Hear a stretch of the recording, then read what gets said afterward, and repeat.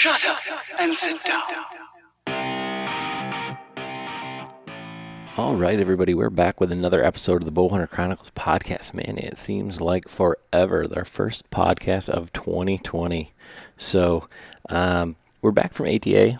Recorded a couple great episodes there, and got to see some real cool products. We'll do a kind of a wrap-up video on that here coming up pretty soon. This episode, Jason Samkowiak is a Michigan guy known, all over the country. Great hunter, hunts everywhere, traditional hunter, and we just want to reach out to him and kind of talk a little bit about, how he breaks down these different states. He hunts Kansas, Missouri, Michigan, Georgia, hunts all over. And just wanted to talk to him. He's traditional hunter, hunting from a tree stand. So he's getting it done pretty much everywhere. Gear-oriented guy, got a system down, and he's got a bow hunting class out there. You guys should probably check out if that's something, if that's a way that you want to learn. Yeah, I just wanted to talk to him.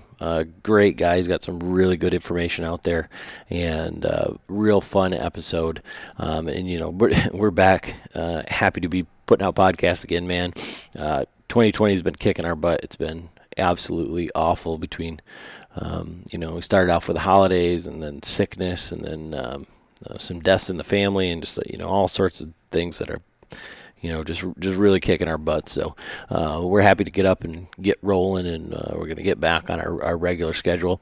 Chris McRae out of Virginia, I believe, won our quarterly giveaway for our Patreon. So we won that full-on saddle kit, and that's going to be in the mail here really shortly. We actually talked to Trophy Line while we were at the ATA show.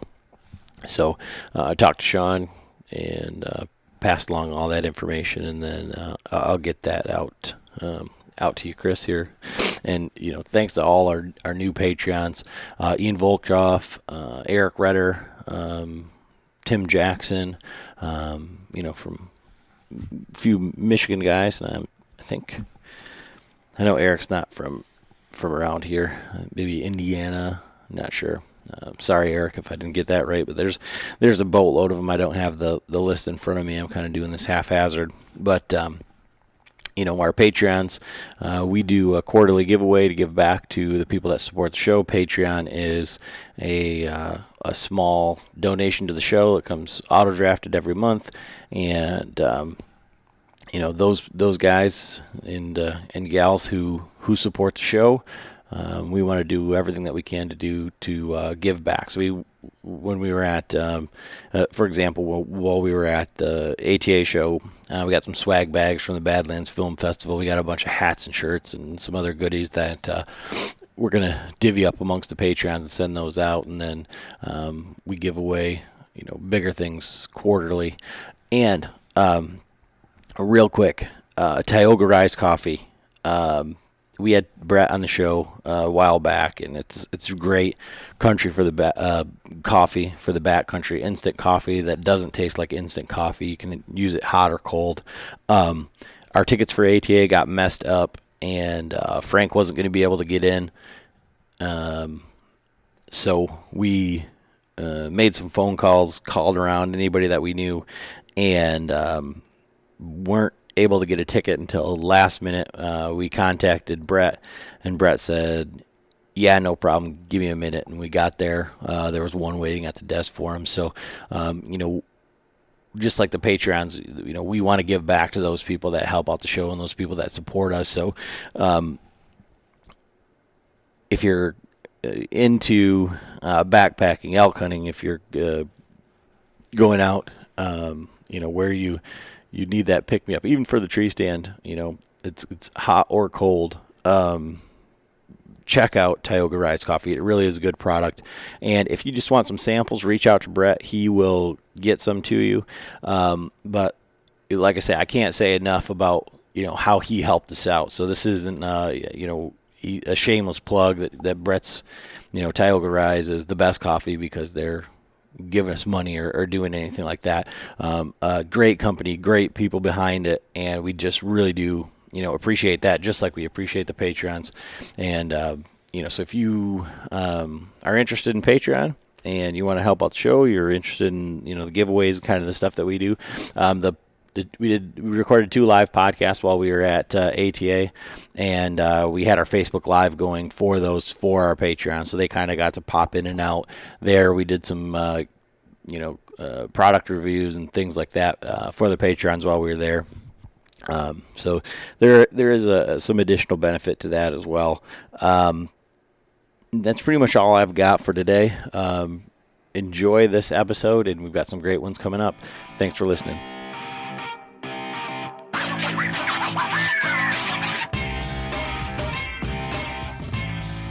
All right, everybody, Adam and John back with another episode of the Bowhunter Chronicles podcast. Today we're talking with, of all things, another traditional archer, very inspirational guy, lots of information, and he just wants to give it out to you. Inspirational for us, I mean, this is going to be podcast 89, I think, and he's on podcast way into the 300s, can't even count him anymore. Jason Samkowiak with Traditional Bow Hunting and Wilderness podcast. He's got a lot of different stuff going on YouTube, all different stuff, and real excited to talk to him. Been talking to him for a while here, and finally just decided to start recording. So how are you doing tonight, Jason? I'm doing great. How are you guys doing? Doing good. Are you still hunting at all? You're a Michigan guy, but you do a lot of traveling, so... I'm technically done deer hunting with the exception here in where I'm at in northern Michigan, it's over. But down in southern Michigan, some of the places I work at for my job, they have the season goes till February 1st down in a couple counties down there, and I'm possibly going to maybe get out for 1 or 2 days down there if my schedule allow. Like when I have to head down there for work, I might go a day early and try and get in an evening hunt here, an evening hunt there. But for the most part, it's pretty much done, and now I'm focusing on hogs down south. We bought a camper, and we went down in for vacation, the week between Christmas and New Year's, and I scouted out a couple WMAs in Georgia, and we left the camper down there in Knoxville, and we're going to go back down for 5 days later on this month for some hogs, and then try and get down there for a week in February and a week in March and see if we can't get some public land hog hunting done. But as far as deer, pretty much done for me now. Okay, yeah, I knew you were going back and forth between Georgia. I just didn't know if the season was done yet down there or what. I think their deer season is ends somewhere here mid-January as well too, or something like that. But I don't know. I've never hunted deer down there. I've actually only hunted down there twice. I went down there 2 times for hogs last year, exploratory. I went down there for a 2-day trip, and then I went in the mountains, and then I went for a 3-day trip down in the swamps, and I fell in love with both of them. And I had a wild hog on that first trip up in the mountains. The last night I was there, I found really good sign, and I kind of had it pinned down to where they were bedding at in this real thick stuff in this drainage, and I set up on where they would come out of that, where the wind would be good. And I had a pretty good sized hog come into within 4 yards of me, but he faced me the whole time. I was on my knees. I couldn't do nothing. And so that hooked me. I've killed a lot of hogs. I think I've killed 12 or 14 hogs, but honestly, they've all been like preservation hogs, like where you went on a boar hunt someplace, like in Tennessee and things like that. So this is my first attempt at free range wild hogs, and I'm having a ball with it. Yeah, that's something I know John's been wanting to do for quite some time. Yeah. Yeah, well, you guys being Michigan guys like I am, January, February, and March here are pretty miserable times. And to be able to leave here in January and go down there where it's 65 or 70 degrees and you get to hike the woods out there and walk in swamps and stuff like that, and the snakes are pretty much gone, the gators are gone, there's not much to worry about there. Poison ivy is about the only thing. It's everywhere. But other than that, you're pretty safe to, explore and roam and do whatever you want to, and it's pretty beautiful, and you're hunting hogs. Yeah, sounds good. So with you being a Michigan guy, we generally enter into these things saying, how did you, what was your upbringing hunting, and kind of how has it evolved over the years, and then what's your hunting style today? Well, I actually come from a non-hunting family. Nobody in my family ever hunted. I do remember when I was a little kid, my dad actually went out and he bought a 22 rifle. He took us out in the woods. We walked on a couple two tracks and some power lines a couple of times, but we knew nothing. We weren't even old enough to touch a gun. But and then my parents got divorced, and then one of my mom's boyfriend said that in order to be a man, I should learn how to hunt. So he took me to a bear stand and he put me in a bear stand and gave me a double barrel 10 gauge at age 12 and left me sit there, and they forgot about me until way after dark and came back and got me. And that kind of freaked me out a little bit. And then, I got my first bow later that year at 12 from that same boyfriend of my mom's. And so I had the bow and I shot it a little bit. I did walks and two tracks and stuff like that. I think I shot an arrow at deer one time that next year when I was 13. I think those deer were, I don't know, maybe about 130 yards. I think my arrow went about 40 yards and hit the dirt, but, and that was about it. And then, really nothing else to it. And then when I moved down to the Detroit area from northern Michigan my senior year of high school, and when I did, I kind of missed it because even though I wasn't into much hunting, I was always into all the power sports, boats, snowmobiles, motorcycles, ATVs, skiing, everything that you would do up north. And so I really missed it. So hunting was kind of a way to get back up here. So while I was living down there, I joined a shotgun league, a skeet league, and I was shooting at, and at the same place there was guys shooting bows. And I was like, man, you don't have to buy bullets for that. You don't have to buy clays. I can just buy one set of arrows and keep shooting all the time. And so that's why I bought a bow. And then I got good with it, and I decided I would hunt. So I was 19 years old, and on the third day of the season, the first time I could hunt, I went out and I found a whole bunch of deer tracks where they crossed the old motorcycle trail. And I sat down on there, and then it was a suicidal deer. Because that morning I sat there that night and I heard deer snort at me. I went back to the same spot the next morning.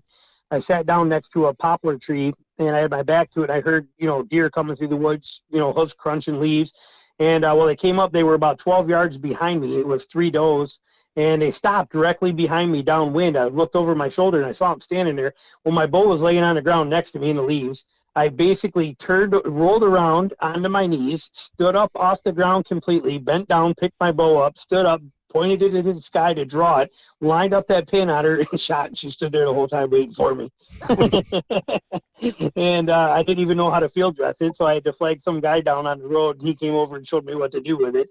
And then that was it. I was hooked ever since. And then so it's all been a self-taught learning curve. Nobody showed me any part of anything on anything of it. It's just all research. And we didn't have the internet then, so it was a lot of magazines and books. And I got so many books from so many great people that, that not only they teach you how to hunt, they instilled the ethics aspect and the stuff like that. And there's a lot of that that's not available or heavily talked about today, a lot of the internet stuff. But if you go back to the books and the things of that, they really taught you to respect it and to learn from the woods, to become a student of it and let it teach you what you need to know rather than giving you foolproof tactics. And that's kind of what took it to it. And then so I got into it and I stayed hunting forever. And then when we had kids, when me and my wife got married and then we had kids, we decided we wanted to raise them the same way.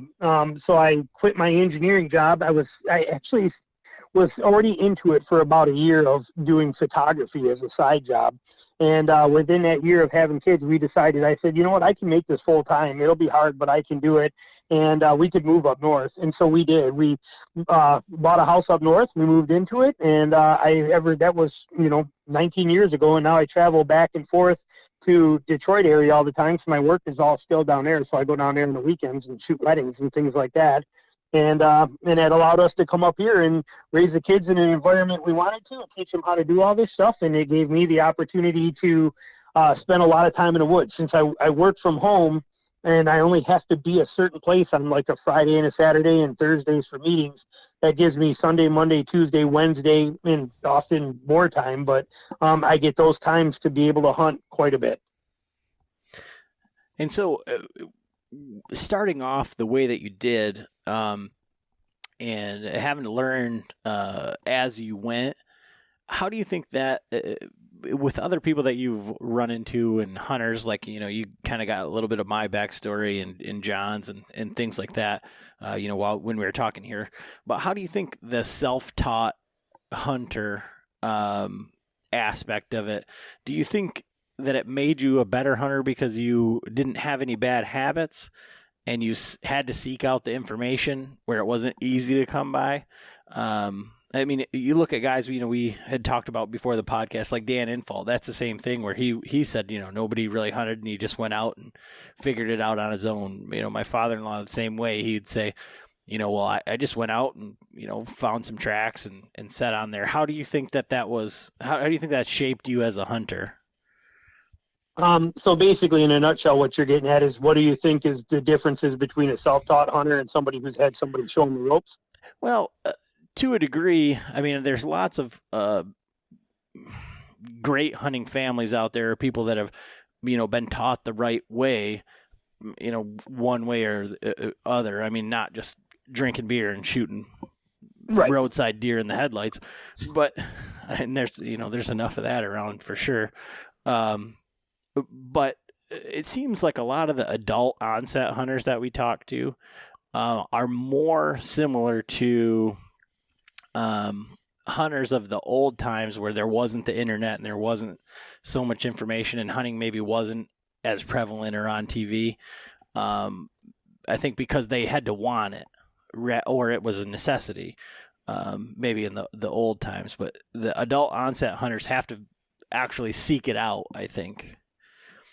Yeah, and there's being self-taught. I can't say what it's like to not be self-taught, but I can say that what I did is I gained a lot of knowledge through a failure, and that failure, not only did it, and I don't mean it turned out as failure, but what I thought was failure at the time, not only tells you where not to step and what not to do, it also shows you what you can get away with when you cheat the system. Little, simple ways of being able to get around this, or, to understand, yes, deer are supposed to do this, but in the past I've seen them do this because I did this one time. There's, where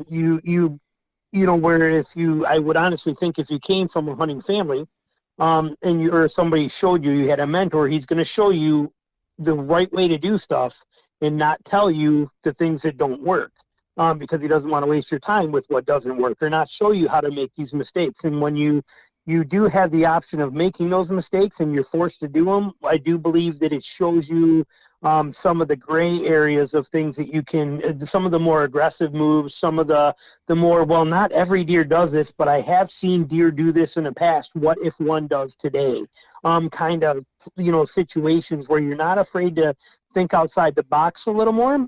Again, I would almost call it the being self-taught is first wishing I had somebody teach me. There's so many pros and cons to both sides that it's a wash either way. I mean, there's advantages, but do I wish that I would have had a dad that would have taught me how to hunt, that I could have shared that time with, and even now be out there with my dad in a tree stand and be able to watch him and reverse that mentorship role of him teaching me to me maybe teaching him and helping carry his animals out and do this stuff. Yeah, I wouldn't trade. I'd love to have that. I don't, but I'd love to.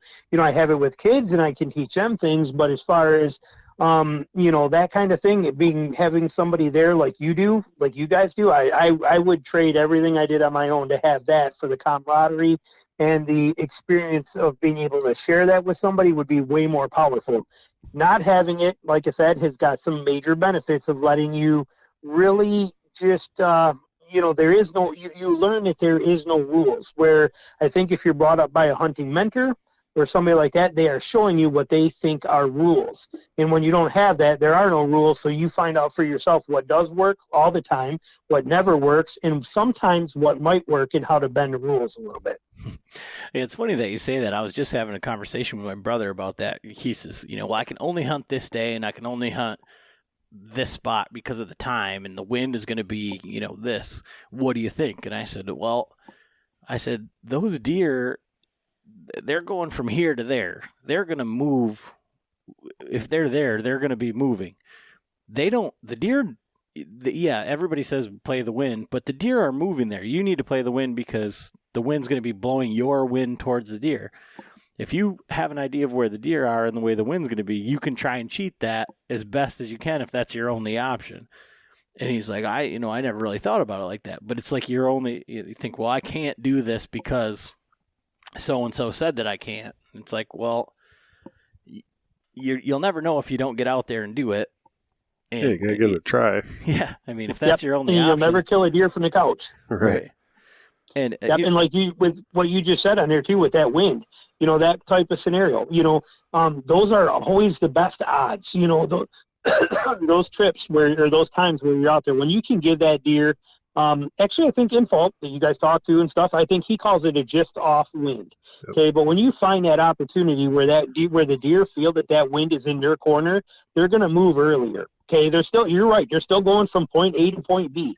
But if the wind is 100% going from point A to point B as well, too, they're going to move much later at night because they don't have the security of the wind. They only have the security of darkness. The only thing that gives them security in darkness is that they know that they've never bumped into a person in the dark. There's no fear of people in the dark whatsoever, so they use that as a security measure. But if the wind is blowing A to B and the deer are moving from A to B, they're going to move later on. But if the wind is blowing from B to A, they now have that super powerful security system of that wind being in their favor. So they're going to move earlier so they can eat earlier and eat more and spend more time out there.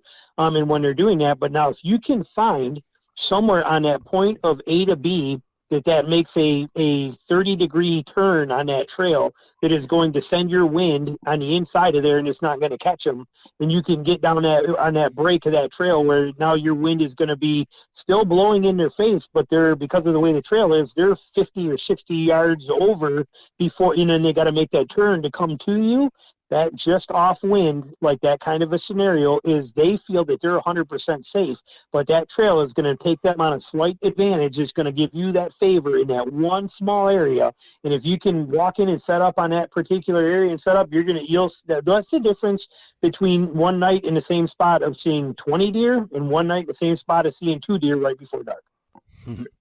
Yeah, and I think if you spent, and that's what's so hard, is there's so many guys out there that haven't spent a ton of time in the woods, or they've only hunted. I mean, I'm 100% guilty of this. Like I said before, I got into all of this mobile hunting and climbers and all of that. I mean, the property that I grew up on had 10 stands on it, and so you just went to your stand, and then if this guy wasn't there, you had the opportunity to hunt his stand or your stand.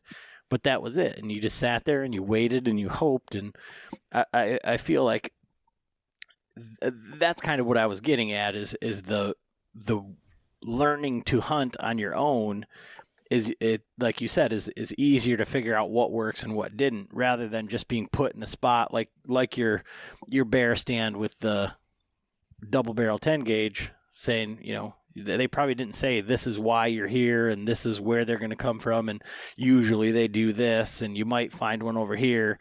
It's like, well, just sit here, and at dark they usually come out over there, and it's a good spot because we killed a deer here in 1975. And that's kind of like the way that I grew up, and I think a lot of people, especially Michigan hunters with bait and everything, and then you watch the stuff on TV, and it's just so easy to sit this field edge, and these bucks come out, and they're all out in the field, and they come through this perfectly manicured food plot, and then we're just going to kill them. So we put up a food plot, and we sit in the same stand every night and wait for that perfect scenario to happen, and you don't have those failures because you've set yourself up to fail. So the deer know exactly what's going to happen, and they're just there when you're not, And I think that's kind of like what I was saying, is like, that's the way that I was brought up hunting, was like, you go and you sit there, and then we'll sit there for a week and we'll have a good hunting camp, but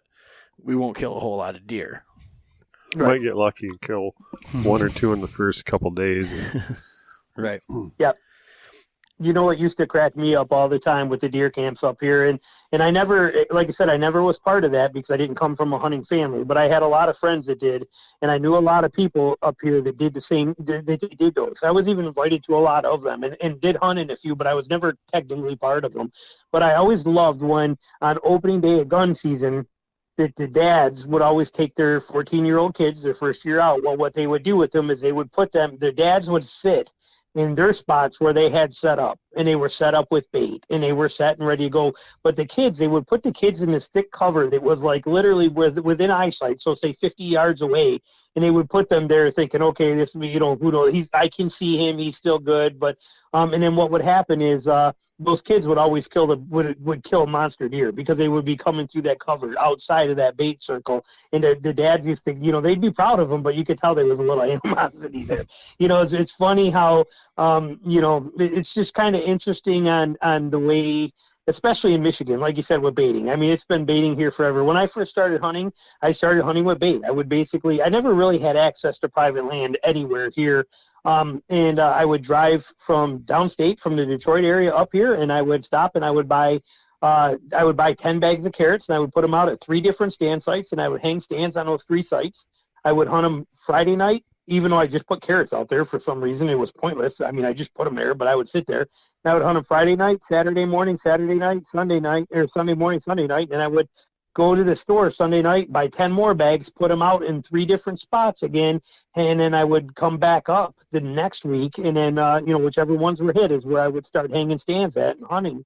And then, you know, progressively you realize after doing it, you know, you learn that, you know what, sitting on bait in the morning is pointless. It's not going to work. You're busting them off when you come in, and there's no point in being there. And so then in the mornings you start hunting more mobile, and you just start hunting more natural movements and save the bait for the evening. And then I started, you know, getting mad because the bigger bucks that I was seeing weren't coming into my bait. As a traditional bow hunter, I couldn't get them into the bait. I would see them on the outskirts at 30 yards and stuff. So then you start hunting downwind of the bait. Then you start killing deer, and it starts to get easy. Then you want to get something different. So then you give up the bait. And then you got to go through a whole learning cycle of how to understand natural movements. And the thing that then hit me the hardest, was I realized that I spent that first 8 years of my hunting knowing nothing about hunting, because all I did was sit over bait. And it was like 8 years that I could have been learning how to do this, I learned absolutely nothing and had to start back over. And then I did, and then I never hunted bait again. And it takes you into places and things, and learning tactics and failures and everything that you do, and it takes you to a level that, you know, you've never been at before, where you're seeing deer every single hour of the day, you know, anytime, anywhere you want. You know what they're doing. You know, it's a heck of a transition zone, you know. Well, let's go back just a second on that, because I mean, that is great, and I think there was actually probably a lot of learning that, I mean, you just outlined a ton of learning when you said you didn't learn anything, but during that whole 8 years when you were hunting, and you were hunting as a traditional bow hunter, when did you start with a traditional bow, and what's kept you on that path? And it does really seem like, for most traditional bow hunters, like once you switch to traditional and you get a harvest and you kill a deer and or whatever, then it's like you're never going back. But when did you make that transition, and how has it continued on? Well, mine was, I told you about that first deer I killed. That was with a, you know, that my first real bow, other than that one I got when I was 12, that was some dart and something, I don't remember what. But when I was at that shotgun skeet range and I saw those guys shooting those bows, I went to Gibraltar Trade Center for a gun and knife show there, and they had a compound bow, and it was a Golden Eagle. Had the overdraw systems on it, where you were shooting like short little arrows. And I didn't even have the money to buy it, so I had to call my mom. You know, I was 19, and I had to call my mom, and she forwarded over her credit card information to the guy so I could buy that bow. And I got that bow, and that was in September. And on October 3rd, I killed my first deer with it. And then I sold it. As soon as I killed that deer, I was like, well, this is easy. Holy cow, this is my first time out here. I mean, I sat last night, this morning. This is pretty easy. And I said, you know what, now I killed a deer. I got to be more professional about this here. So I sold that Golden Eagle bow, and I bought a Browning Ballistic Mirage, which was the fastest bow at the time. And I bought it, and it fell apart. I had to, in a span of like a month and a half, the limbs, I had 2 cracked limbs on there that came apart, and they fixed them very quickly for warranty. First time it happened, they just gave me a brand new bow. Second time it happened, I didn't realize till I was already done with it, but I couldn't keep a group with that bow to save my life, and everything was vibrating loose. My sight pins would come off. I never even hunted during the whole rest of October or all of November, because that bow had given me so many problems. And finally I said, you know what? I was in a Gander Mountain, And I walked into a Banner Mountain and I saw recurves hanging on the wall, and I said, "Hey, can I try one of those?" It was right-handed. I'm left-handed. But actually, I take that back. It was right-handed, and I shot a compound right-handed. But I am left-handed, left-eye dominant. But I golf right-handed. I swing a bat right-handed. So I shot a compound right-handed. Well, I picked up that bow and I shot it into that recurve in their test range, and I fell in love with it. It was a Martin Mamba recurve. And I loved it a lot. And this was, like I said, this is literally, this is 6 weeks after I killed that first deer. And I told him, and the guy behind the counter said he did my eye test on there because I told him I'm left-handed, but I shoot right-handed. And he said I'm left-eye dominant. If I'm going to shoot traditional, I'm going to want to get a left-handed bow.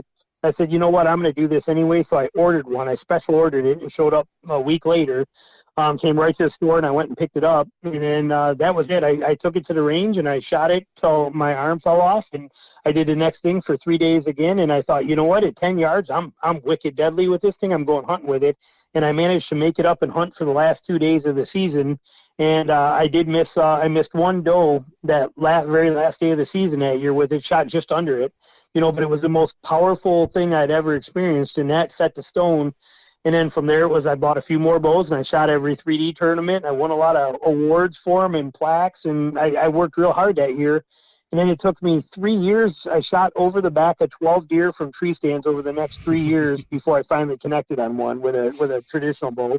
And that was in '97 was when I killed my first deer with a recurve. And that was with a Brackenberry recurve, and that was it. And that just, like that, set the stone. And I just, I love the fact that there's nothing that can go wrong with it, especially like a longbow like I'm using. There is no twisted limbs. There is no failures. There is nothing that goes wrong. No sight pins to get loose. No release to lose. It is nothing that can go wrong. I don't have to hold it level. I can be on my belly in the middle of a field and then have deer walk by, which I did one time in Port Huron State Game Area. It was pretty awesome. But I had deer that were feeding in this field all the time out there in this public land field. I went out there earlier in the day, and I laid down by this little 2-foot tall rock, and I laid flat on my stomach, and I waited, and sure enough, those deer came out. And all I had to do was just flex my stomach muscles to lift my chest off the ground far enough to draw a bit to anchor, and I ended up killing one of those does. It's what you could do with it. It was kind of for me, the ultimate hunting weapon. And but it also, traditional archery leads you down a path of, like you were saying, John, where you want to make all your own stuff. You want to tinker with this stuff on your own, build your own strings, make your own arrows, make things your way. That draws you in. There's the romance behind it. Fred Bear, Howard Hill, guys, and even people here that you learn, like you learn from and what their accomplishments are, and there's that whole romance behind it that draws you in. And then on top of that, the other thing that really is a big draw for everybody is you can never beat it. Okay, you can never be as good as you're going to get. There is no point where you hit where you can 30 yards or even 20 yards where you can be touching feathers every single time you shoot. There is just no way to outshoot it or to be better than it can be. You cannot hit a ceiling on there. You don't get to be that good. And then when you're in the woods hunting with it, it's a whole nother level because your game is so tight. For us as a traditional guy, your hunt is over before we even think about taking the bow off the rack, off the hook. It doesn't, everything is so tight and so close and so intimate that there's a real draw to that. So it's a major power, to it. Is it ups and downs? Yeah. I'm not going to lie. Every single bow that I own, except for this last one, and that's because I've only used it for one season, but every other bow I've owned, I've flung it out of trees 3 or 4 times. So it can be a love-hate relationship. I have missed more big deer than most people could ever dream about, and I'm not kidding. It's because there's no sight pin. It's all 100% mental. There is no sight pin. There's no release. There's no let off. There's no wall. There's no any of that stuff. It's all 100% mental. And when you put that into the game and then you start throwing in buck fever or all these other things that come into play, it's mental overload. And, I watched some of the best people in the world miss by 10, 12 feet on an 8-yard shot. It happens.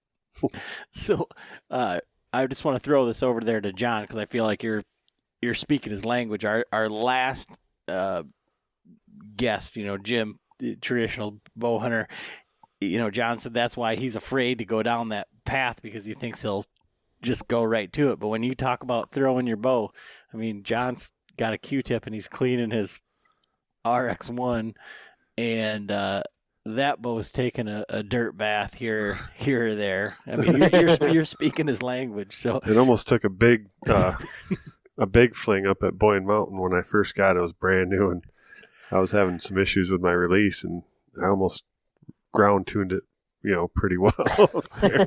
Ground tuned it. I love it. Yep. I got a buddy, John Tucker from Tactus Saddle, and I hunt with him all the time. And he's funny because, with me, like I said, when I throw a bow, I throw it like I mean it. I mean, it takes me a little while to find it again. I mean, I'm pissed, And but him, he's so funny because he'll try to do the same thing. Like even when we're on 3D shoots and he's up there in the tower and he takes a shot and he misses and he gets mad, like he'll act like he's going to throw it, but really you can see his eyes looking for a bush that it'll land in. It's It's like, come on, you baby. Just throw it like a man. Oh, so being a traditional hunter and having to be that close, and being in proximity with all of these deer, that takes. I mean, even for us, I mean, I can't say that. I said, my success this year has been being close enough to these racked bucks to having opportunities at them. And that's something that I wanted to talk to you about is, you have a course on, for bow hunting and getting better and everything like that. And we can talk about that a little bit later. But as far as like getting in and figuring out these properties and having learned after hunting from bait, which, for most of our listeners, I think kind of started out that way or kind of trying to every gimmick under the sun to try and make it easier. That if I buy this, it'll make it better. If I put bait out, it'll make it better. If I do this, it'll make it better. How do you approach a hunt? Because you hunt Missouri, Kansas, Georgia, Michigan. How are you approaching these hunts? Where do you start as far as is it terrain features? Is it pressure? Is it, and then, because like I say, or as you had said, I guess, our hunt's done before you pick up the bow, and it's hard as hell for us to get in on good deer and everything. So, what's the secret, Jason? What's the magic? Well, it is definitely systematic to get it rolling, to get into there. But, one thing that us traditional guys, we get laughed at by anybody that's a compound guy or crossbow guy that hunts with a traditional bow hunter knows exactly what I'm talking about. But a traditional bow hunter, when he picks the spot he wants to go and he's like, oh, right here, look I got this intersection, that rub, this scrape, this is where I need to be at. A modern hunter will then be up a tree 5 minutes later, ready to go settled in. A traditional bow hunter will sit there for 40 minutes staring at the trees going, this tree or that tree, maybe that tree, nope, this tree. Wait, should I get in this tree? And they'll stand there for 40 minutes trying to decide what tree in a 5-yard area that they have to go in. And that is crucial because, again, if we're off by 5 yards, we may not get that shot. I mean, I've had over 100 bucks this year that were inside of 30 yards between all my hunting, over 100 of them, and I only took 2 of them home because of that distance, because of not being off by 5 yards, so that's a pretty important thing for us. And it's so you're right. It is, trying to, and it's not just traditional hunters, even if it's a compound shooter that's having a bad day, and he doesn't trust his shooting and he's like, okay, I'm going to keep it under 20 yards because I'm not feeling confident at 30. He's going to have the same kind of thing, same kind of things to go after. But it's really critical that you get right into that spot. And you, as a traditional bow hunter, you learn that early on that, you don't get any points for a deer that walks by you at 30 yards because most of us are trying to be, most people under 25, me under 20. I don't like shooting further than 20. I can count on one hand how many deer I've killed past 20, and it's been like 22, 23, that kind of thing. And I'm much happier at 12 and 8 and 9. So for us to be able to set up like that, it takes a lot more to it. But it all starts in the beginning. There's two methods. One is your home state, okay? That's one. And the other one is the out of state. Now, at your home state where you can scout it, that's good to do. But in today's society, the old methods of where you just basically park the truck and hike and learn and read topo maps and stuff like that out there and try to learn it and put, burn shoe leather, those days are gone. We have too much technology available to us. So even at home, your scouting starts with cyber scouting. If you're on public land or even on private land, but on private, you're going to learn it real fast, but it'll also show you what's going on your neighboring properties. You can even see the deer trails on this stuff, on Google Earth and stuff like that. So you start with cyber scouting the area. You find, and I am 100% a terrain feature hunter. That is the mandatory thing for me. I don't hunt deer. I hunt terrain and I hunt the wind and let the deer be there. Because we have to. Again, as a traditional bow hunter, I can't take a funnel that's 100 yards wide, set up in the middle of it, and shoot 50 yards on either side. I don't have that luxury. I need to narrow that 100 yards down to a 40 yard, where I can have 20 on one side, 20 on the other, that kind of a thing. So it gets very hard to do that in certain things. So the terrain features, and when I say terrain features, I mean a blow down tree. That's a terrain feature to me. I may not see that on Google Earth. Sometimes I do, but if I get into a 100-yard funnel and I'm set up, I want to get in there, I'm paying attention and even using my binoculars and scanning and, look, there's a down treetop right there. If there's a tree connected to that, by the way it is, that's going to cut off 20 yards or 15 yards of that. That's going to narrow that for me. And you start looking for all these things that are going to make those deer come by you at 20 yards. So you started with cyber scouting, find the natural funnels, the terrain features that are going to channel those deer. Then you start moving in on those, and when you get into them, you can start figuring out and finding what these things are that are going to narrow it down even more. And then you figure out what the wind's going to do and when you can be there, and then you set up and start hunting them. Now, for your out-of-state stuff, this may sound horrible, but I'm not going to lie. I'll be 100% honest. I have never once in my entire life ever scouted an out-of-state hunt. I have on the computer, and I find these spots cyber scouting, and I mark up maps based on good terrain features and things like that. But if we pull into camp and it's 3 o'clock in the morning, if I pull into camp, I'm even in a place I've never been, I'm setting up camp real quick, and before daylight, I'm going to be in the woods heading to one of those spots I have marked on the map. I'll go in blind in the morning, and I'll wait for that light just to get a little gray light if I need it, or if not, if my headlamp will suffice, I'll figure it out, and I'll be up in a tree before daylight. And I'll hunt it, and then I'll sit and I'll stay there until 2 o'clock in the afternoon, and then I'll get down and I'll move to another spot quickly and scout on the fly as I'm going real fast. But if I go to that spot and it looks like I want, I shoot up that tree and I'll sit there for the last 2.5 hours of evening, get down, and then I do the same thing the next day. When I get back to camp, I sit in my tent in my sleeping bag, and I'm in one side, and whoever's with me is on his cot and his sleeping bag, and we're staring at our phones looking at the property on cyber scouting and going on. And then literally an hour later, it'll be dead quiet, and I'll say, okay, I'm going here tomorrow. It's like, all right, I think I found where I'm going to. In the morning, we leave at 4 o'clock in the morning, get out there before daylight, get set up, and hunt it. If I don't like where I am when the sun comes up, I'll yank everything down and move it over.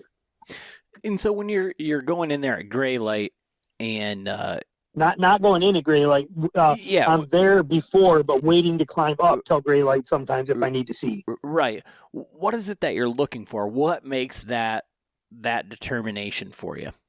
I think like the minutia and all this like nuanced stuff, and that's kind of like what we talked to with Dan Infalt was like when everybody knows, we'll look for rubs and we'll look for scrapes and we'll look for like you said, funnels or deer trails or big tracks, but when you get to that spot in that witching hour or whatever, when you're sitting there and the sky starts to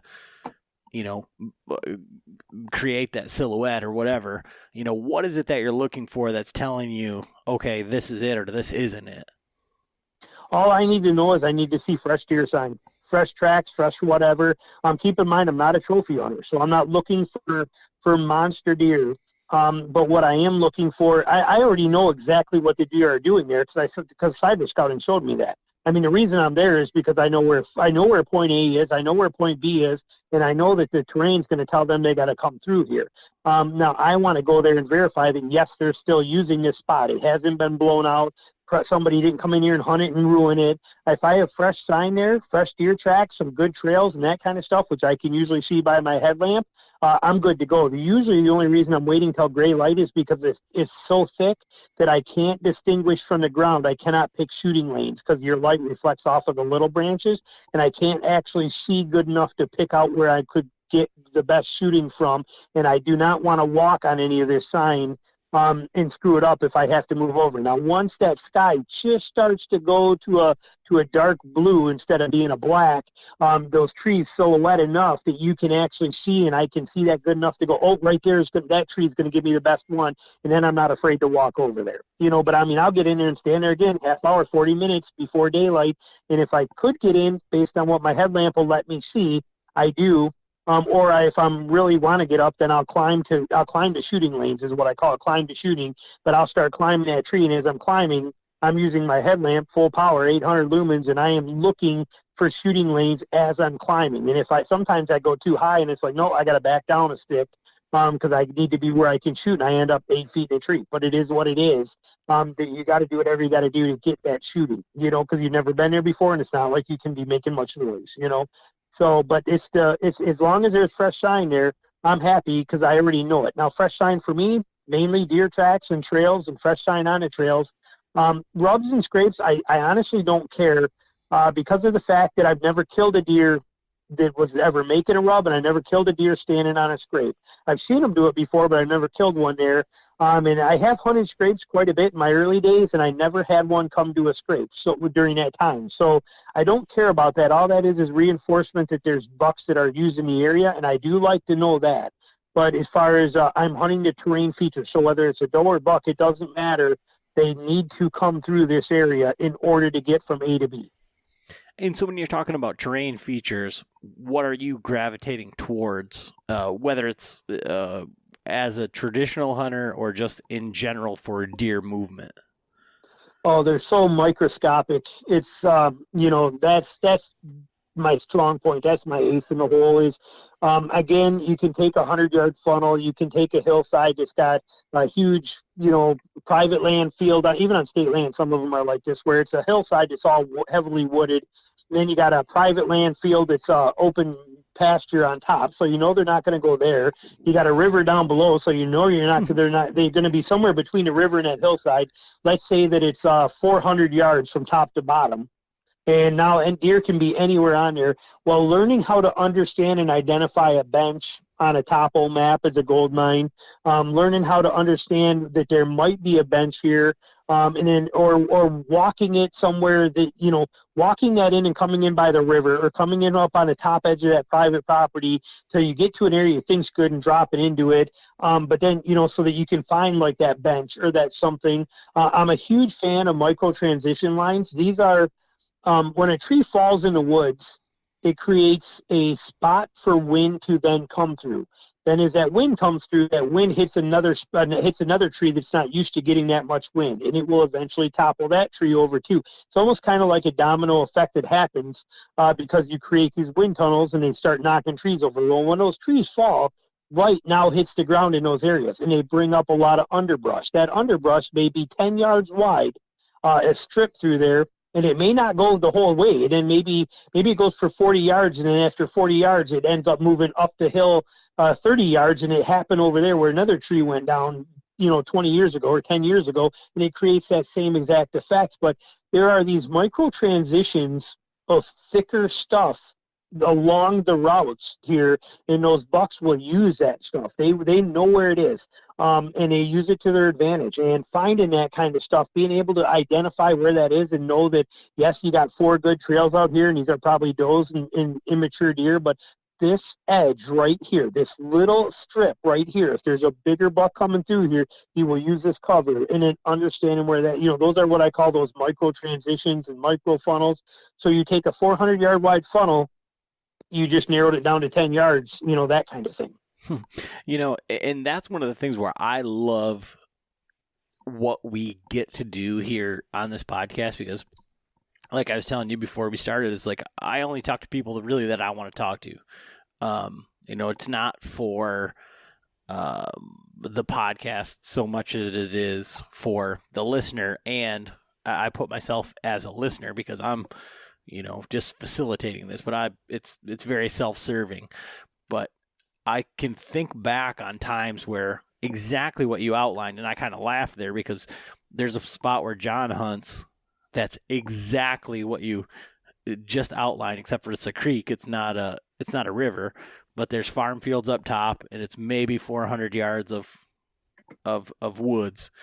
And then there's another spot, we've got a cabin up in Baldwin where I scouted this spot with Frank, and I found these down trees, and there's a spot where the bucks are right down in the middle of it, and I can picture it in my head, exactly the route that they're using, and it's because of those down trees, but it doesn't ever kind of like we talked about with somebody actually teaching you or showing you or figuring out on your own.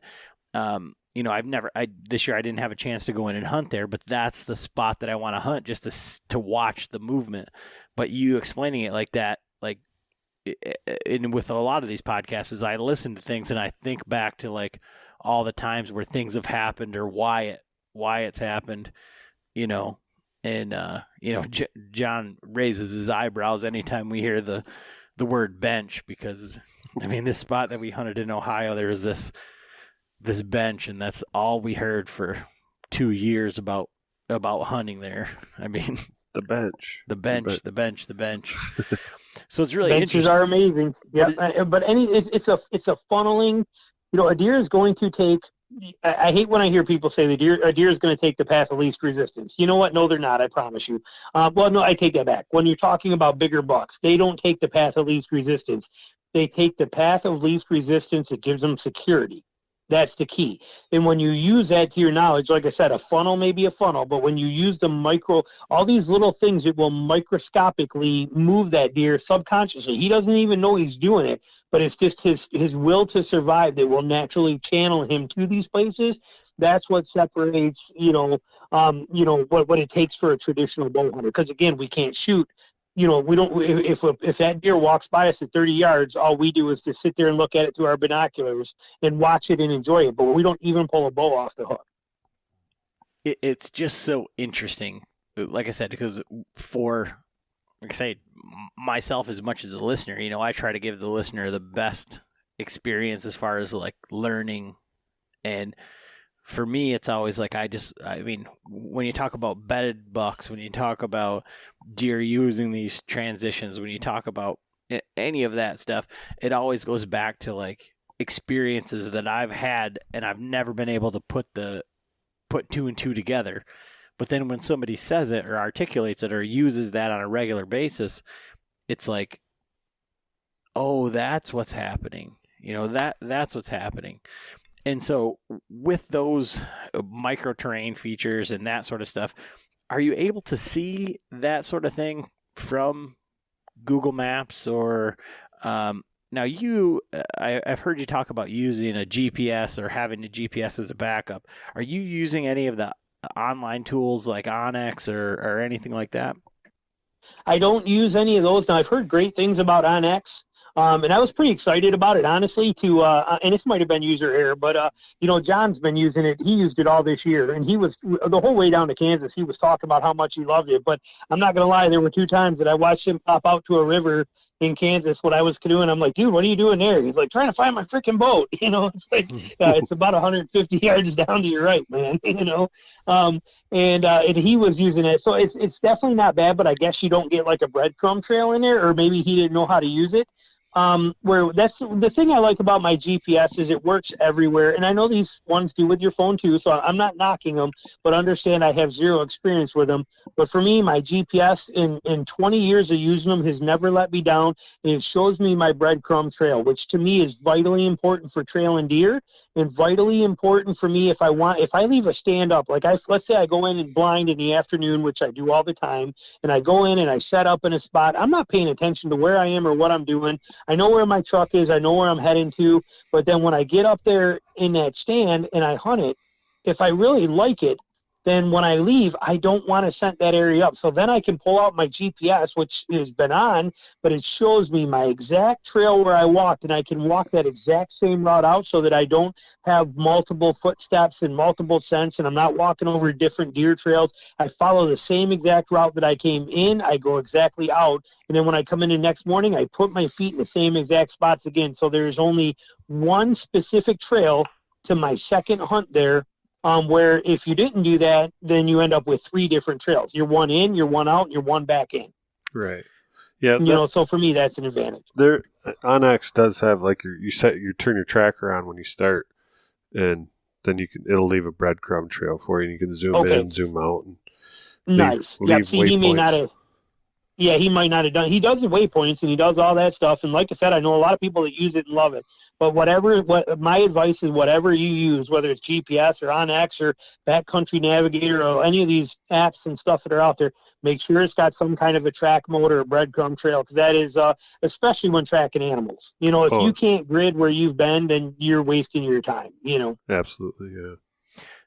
But are you able to see those like micro transitions, or are you just looking for the benches in that terrain feature, and then you're using I guess where you're talking about the down trees and the wind tunnels and things like that once you get in there? Yeah, it's a series of nesting dolls is how I usually refer to it on my podcast. But the first nesting doll is get online or on your maps, find what you can. It looks like a terrain feature. Then you open the next nesting doll is where you're zooming in closer and you're looking for any features that are there that are going to give you anything. Next nesting doll is hitting that history feature on there so you can look at previous maps and maybe find one in the spring or winter so you can see and identify any down trees, or you can identify anything that might be a micro transition in there. And then the next nesting doll is heading in there. When you get there and you're 10 yards from where you think you want to be, in the mornings or in the afternoon it's easy, but in the mornings turn that light on full power, step up on top of a stump or even grab a hold of a branch that you can pull yourself up 3 feet in a tree and kind of look in to see if you're seeing anything there or anything that's going to help again narrow that down. Walk a little closer if you have to, but when you walk out there, make sure before you walk out where deer are going to be traveling through, you give yourself a backup plan, meaning that if I don't find what I want where I think I'm going to out there 15 yards in front of me, I need to know that this tree right here can give me one that's going to shoot right over my path where I just walked at. Because if you're going to walk across deer traffic where you want to kill them at, you better walk right where you expect to shoot them broadside at. Because if you walk 10 yards to the left of that and they're coming at you, you're going to get a quartering two shot and you can't take it. They're going to bust you when they hit your scent. So you want it where you want to be able to shoot your scent line if you're crossing over deer sign. Doing this stuff in the morning, trying to find those micro transitions are tricky. And a lot of times I'm hitting that funnel and I am edging that funnel, like I said, almost like a beagle peeking over top of, CRP fields, trying to see what's out there. You're poking your head as high as you can and you're trying to look for something that gives you one more nesting doll. And when you get that one, you move into that area. When you get there, you're looking for one more nesting doll, whether it's a tree with better cover or something like that, or like you said, a blowdown, or you're trying to get as many of those nesting dolls opened as you can, because if you get them all open, it's a for sure deal. If you get 6 out of 10, that's acceptable. You get 8 out of 10, that's fantastic. You get 4 out of 10, you know what? It's daylight. Get up there anyway. Right. Now, I mean, especially with you being a traditional hunter, you got to get them in close. You're talking about your scent and stuff. Do you take extra measures like ozone, generators and all this stuff, or scent eliminators, scent blockers? Do you use any of that to? No, I don't use anything. I don't use anything at all, and I don't even have. The only thing I do is I have scent-free soap, the green stuff. I use that when I'm in the shower, and then I use whatever one's on sale, whether it's Dead Downwind or whatever. But I use whatever laundry detergent I buy at the end of the year. I buy like 2 or 3 of them, and that's what I use. But other than that, I haven't even used like a scent killer spray in forever. And yes, I am the guy that will literally stop at the gas station and fill my truck up in the morning and walk through, kitty litter, oil stains, and all that stuff that's down there in the parking lot, get back in my truck and head right out in the woods. I don't change clothes. I don't nothing. Actually, a lot of my hunts where I only get like an hour or hour and a half, which are often midday, which was going to surprise a lot of you guys. But I can be in here working, and I got meetings in the morning and then meetings in the evening, and I can get out from from 12 to 2. I have free, and I will literally, in my jeans that I'm wearing and my shoots and my the exact clothes I'm wearing, I will grab my pack and my bow and a flannel shirt just to throw on, and I will jump in my car, head out there with my stand, go shoot up in a tree, and I'll have about 45 minutes to hunt, and I'll kill a deer in that outfit, wearing exactly what I just wore to work. I'll drag that deer out, come back home, and make it to my meetings. That's awesome. Yeah. I mean, I used to, as a younger adult, I would, I had a tote, and I'd have everything scent free, washed, and, spray everything down. And then, I got to the point where, like they've done the studies and stuff with the dogs or little, scenarios where it's like, really, you're wasting. It's a sales pitch to me. You got to play the wind right, and you're never going to get rid of all your scent. I mean, yeah, I could see to a point where you could eliminate some, and that might give you a split second or two to get that shot off before the deer, really bust you. But it's just, I mean, it's cool to hear it from you, especially being a traditional hunter where you're getting them in, like you said, your average is like 9 yards. So, I mean, that's close. Yeah. And here's the way I put scent control.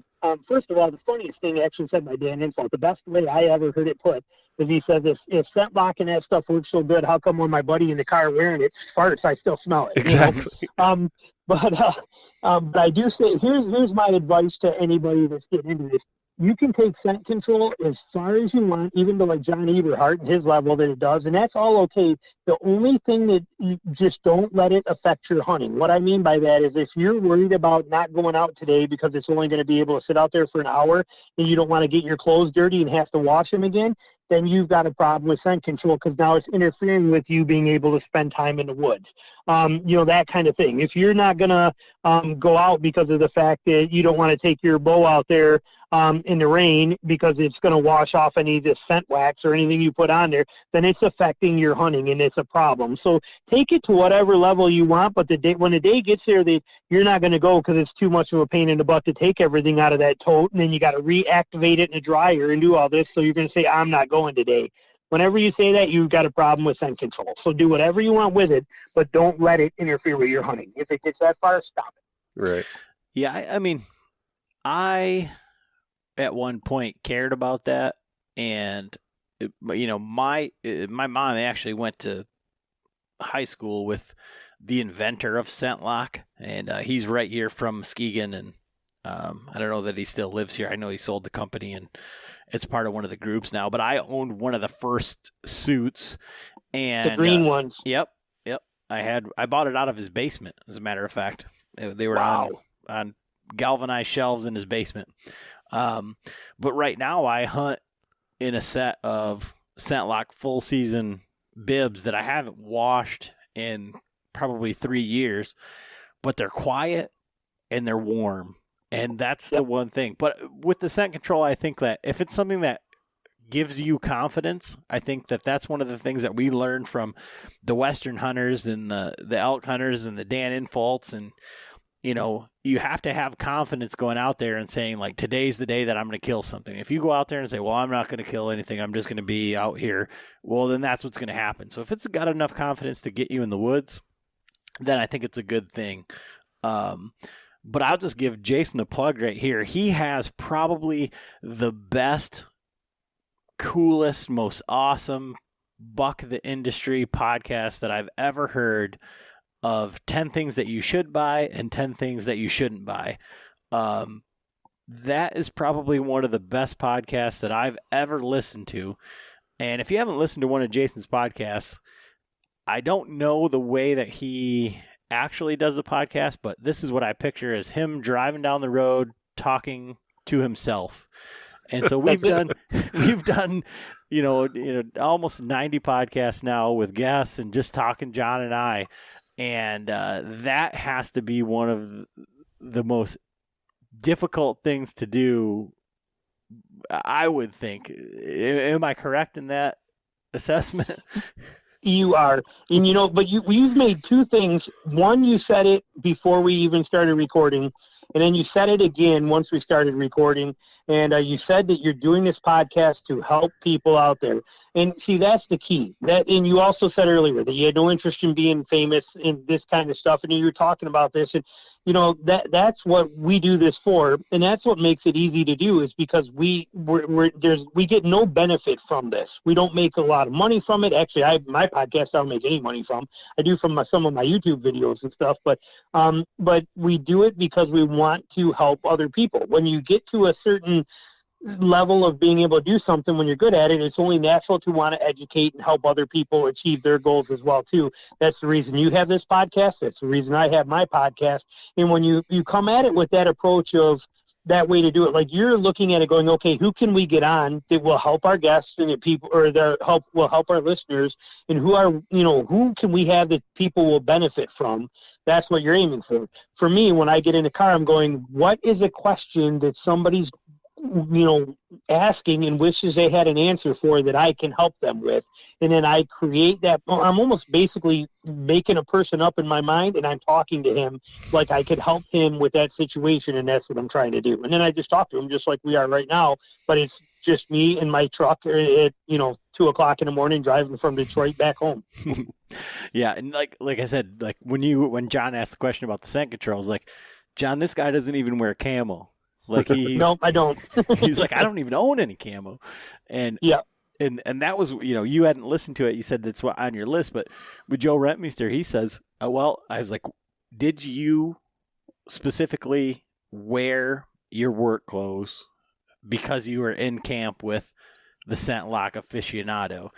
And he said, no, I'm cheap and I only own 2 sets of camo and they were both wet because it was raining the whole time. Yep. But that didn't stop him from hunting. And that, like I say, like I said, for our listeners, like Jason probably doesn't even know the number of the podcast, but there's a podcast out there that says the 10 things that you should buy and the 10 things that you shouldn't buy. And it's like, I remember I recorded it. It was only about probably 4 or 5 months ago. So it's got to be within the last probably 50 of them or something. Yeah. But it is exactly like to the core of what we're trying to do here is like, John's in a conundrum right now. He may find himself with a longbow or a recurve or something like that because John Dudley's just left Hoyt, and so he's going to have to switch his bow setup up. But no, to be honest with you, I had actually been texting back and forth with Pat, our buddy Pat over in Cedar Springs here back in early December. It was like, last year I shot the Matthews verdicts at ATA, and it was like, man, and we mentioned it, the verdicts and the Bowtech, and they both shot really good. I mean, and for the price comparison to the Hoyt, the carbon Hoyts, like, man, and then especially this year, the RX4, I was just up at the pro shop today, and the list on that is $1,700.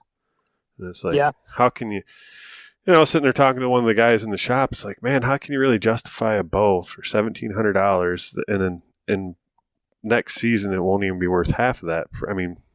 Pretty much they depreciate so fast. Where I'm like, I have a shotgun, a Benelli shotgun that I bought, 15, 20 years ago, and it's pretty much still worth the same amount of money, if not more. But and what you paid for it. Yep. Yeah.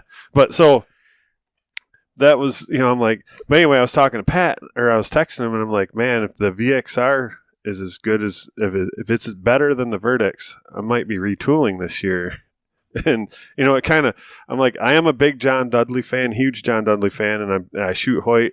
And then all of a sudden the other night when I read his, message on Instagram and I listened to his podcast and he talked about how he's leaving Hoyt, but he hasn't announced who he's going to. I'm like, well, it's my opportunity now. I mean, I can switch to Hoyt and not feel, or switch to Matthews and not feel bad, but maybe he's going there, or maybe he's not. But what I was saying is with that is like, that's what we try to talk about on the podcast is like not being brand specific, and just just hunting and enjoying the experience. Kind of what coming full circle. Kind of what we were talking about at the beginning is just enjoying sharing it with somebody. Like I said, like I killed a spike with brow tines this year. I killed him on video, and it was amazing because I get to share it with all my family, and even, you know, with Frank missing that buck 2 times in one day, I get to share that with our family, and us missing turkeys this year. I mean, we had the most epic turkey season ever, as far as never having it work out perfectly. And with shotguns, we'd have killed every single one of these turkeys. Oh yeah. And we just screwed it up so bad. I mean, so my father-in-law, Frank, I looked it up. 1985, him and his buddy killed the state record turkey in 1985. And looking at the weights, the beards, everything, that turkey that he missed was top 10 in the state with a bow. And it was probably the state record turkey just because it makes it a much better story. So he missed the state record turkey with a bow, and we got that on video. He missed a booner in Nebraska, and an outfitter on like their retirement, you know, hunt. And then he missed that one twice on video. And having it on video, both the turkey and this one, is just so much better. Not because to rub it in, but to say exactly what happened. Like, I can tell you 100 times, you can't believe what happened. But when you see it, you're like, oh my God, you're sitting right there going, just shoot him, just shoot him. Knock another arrow. And man, it's just been so fun this season, you know. And you learn so much, and you gain so much from it, and even the failures and the misses. I mean, still, you did everything right, and you got to do it again. You know, all it means when you connect is that you got work to do, and you're going to get some food in your freezer.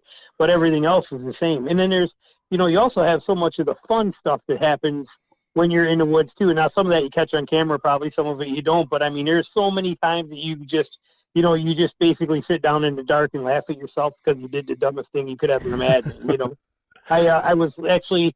2 of them, I took my daughter out. We were scouting, and this was about probably 6 years ago. We were scouting on public land, and we were driving through there, and I saw this big buck, you know, cross this power line, and I'm like going, oh, hey, let's get out and see where he went. I want to figure this out here and go. So we started walking in there, and so we started following this deer, and we're following this sign, and I'm looking at everything, and I can't find a deer anymore, but I'm following. I know what he's doing, and the terrain's telling me, and I get there. And I'm like, this is where the spot is right here. And Bella goes, look, there's a tree stand right there. I'm like, what? I look up to him like, gosh darn it, somebody's in here. I'm like, but man, look, Bella, he is set up right. Look, he's got the right angle for this, and he's set at the right height. He's got the cover. That's a gorilla stand, too. That's the same kind of thing we do. And notice how he's left it. And I went, you know what? Hang on.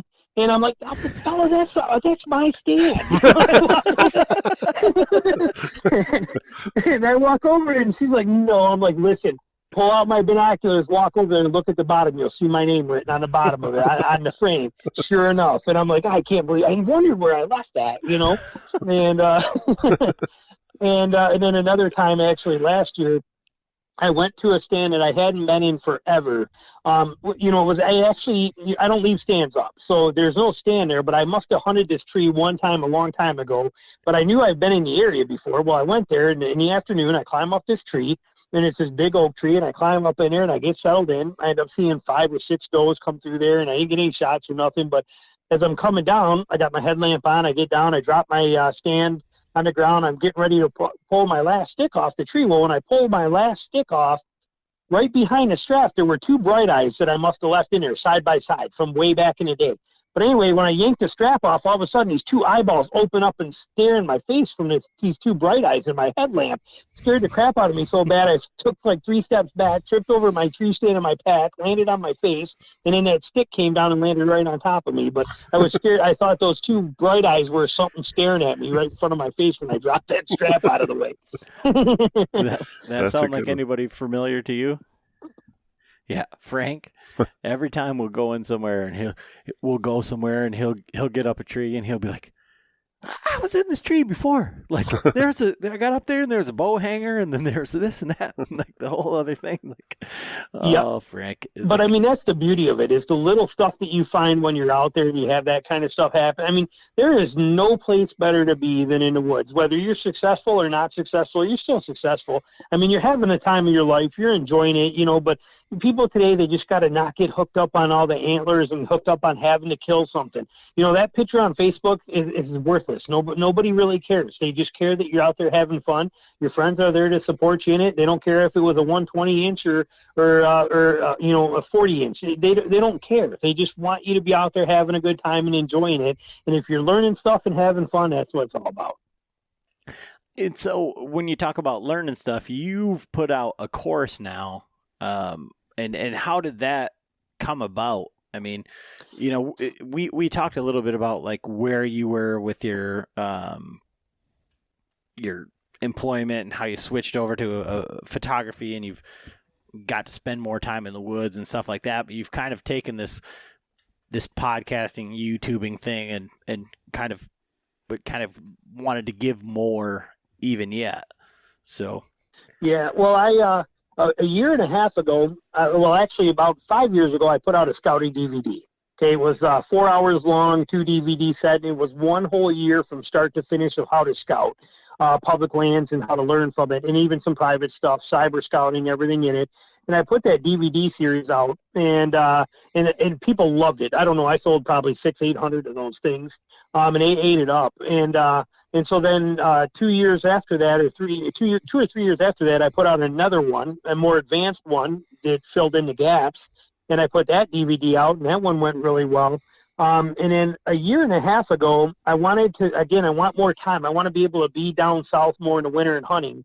And in order to do that, I need to find some source of income that could let me do that. So I took a course on how to sell on Amazon, expensive one, $4,000 course. And I took that course, and what I learned from it was I learned how to basically monetize a lot of stuff. And I did to Amazon. I failed and lost like 12 grand that first year in Amazon, but now it's actually making me good money in doing it. And then, but in the course, from that course, it opened my mind up to a lot of things. And so that's when I started really attacking the YouTube. I had a channel already with like 1,800 subscribers, and I put a video out once a month. And then but then I started realizing the power of that, affiliate marketing, affiliate links. And so I started really ramping that up. And then I wanted to make another DVD, and I thought, you know what, the problem with the DVDs are people have to keep buying my DVD. So they bought my first set, then they got to buy my second set. Now I'm ready to put out another one. They got to buy those.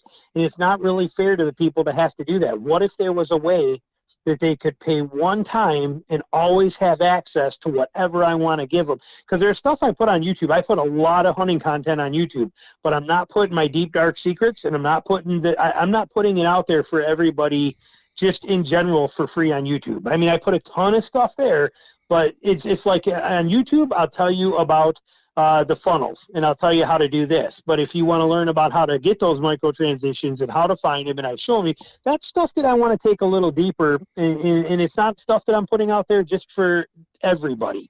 Otherwise, if I do, then every time I walk in the woods, somebody's going to be shining a flashlight at me because they got there before I did. So I thought, okay, well, instead of putting out another DVD, I need to find a platform that I can put this information into where people can access it anywhere, and then I can update it all the time. So I started looking into courses because I had taken that course. And so I thought, hey, I took a course, and it was very beneficial, and they update that course every year. I'm a member for life, and I go on there when I want to learn about, tag words and what new rules are, and I'm like, that's what I need. So I created a course that started out as a 6-hour-long course called the Bowhunting Whitetails course, and it was an online course. And once you buy it, you get access to everything I put there forever. So you check back, and I regularly, other than through hunting season, which I've been pretty busy, but normally I'm putting a new video on there about every 2 weeks, and updating it pretty constantly. Well, now it's up to like 18 hours long or something of just massive. It's everything there is that you could ever dream about bow hunting whitetails. And once you buy it, I don't have to hit you up for another DVD 2 years later. It's always being updated with anything I want to put in there for you at any given time. And there's a chapter update section in there. So it shows you, when I put out announcements in Facebook and Instagram and stuff, and I say, hey, new content added, chapter updates, and so it tells you. So it's a never ending. It's like a DVD, but it never ends. And you can watch it on your phone, you can watch it on your computer, your tablet, even on your TV. You can even be sitting in your tree stand and pull it up on your phone and go to chapter number 21 because it's a hot day where you are and you don't know what to do when the deer are moving on a hot day, and look at that chapter and learn some of the tactics that could work for you. So it's a very powerful resource that is designed to teach you how, everything there is about hunting deer, and it always updates, and you always get that content for the one-time price of buying it at $75. That's awesome. I mean, the hard part in that is like where's the ceiling, right? So I mean, there's so much information, you could dive in there forever and ever and ever. So on that DVD, one of the things that I mentioned to some of our listeners and some of our Patreons is questions for you and things like that. Now, how does scouting or hunting out of state, when you go into your out of state trips, do you go into that in your in the course, the difference between like your home state, out of state type stuff? Yeah, and there's actually chapters in there for that, and it also shows you, in deer are deer pretty much everywhere, but the terrain does change, and it does cover that. There's a lot of stuff in there about how to hunt hill country, which I hunt on all my out-of-state places are all hill country, and yet at home here where we are, it's all flat country where we are here, and so I spent a lot of time on that, and I also spent a lot of time in swamps. So there's things that teach you all of these things, and it's all the first part of the course, the first probably hour of the course is actually almost like a classroom setting on a whiteboard where we go over the rules of basically how a deer thinks, how they react, what matters to them, and take it on a pretty deep level. And then after that, everything else is 100% in field with me showing you from a tree stand, from the ground, taking you out there, explaining why. Look at here, this is nighttime sign, this is daytime sign. Yet they're only 10 yards apart. This is a difference. Here's the transition line. If you sit here, you're going to be pissed because you're not going to see any deer. But if you move over here 8 yards, this is where you'll see 25 deer come through. There's you can't just say I'm going to hunt a transition line. You have to know where on a transition line to be to take advantage of that. Well, this kind of stuff, it's all broken down in there, and it's all real world, and it's all in the field with me showing you. And then I show you this, and I explain it to you from the field, and then I say, okay, now watch in a minute. And right now, for you guys that are in a course, here it is. I'm going to bring you into my computer, and then I show it to you on Google Earth and explain why and let you see it firsthand. So, like I said, it's stuff that I would never take the time to do for, no offense to anybody, but for the general public. But I'm not putting that kind of time and effort into something that I'm going to put out there for free when, like I said, I would do it in a DVD form, which is what I did in the past for people that were serious and diehard about it. But then, like I said, the DVDs, the thing that bothered me about it was you're constantly nickel and diming people to buy more of them. Well, this course solved that problem. You buy it once, you get the information for life, And so this is all, it's video content for the most part. 100% video content. Yep.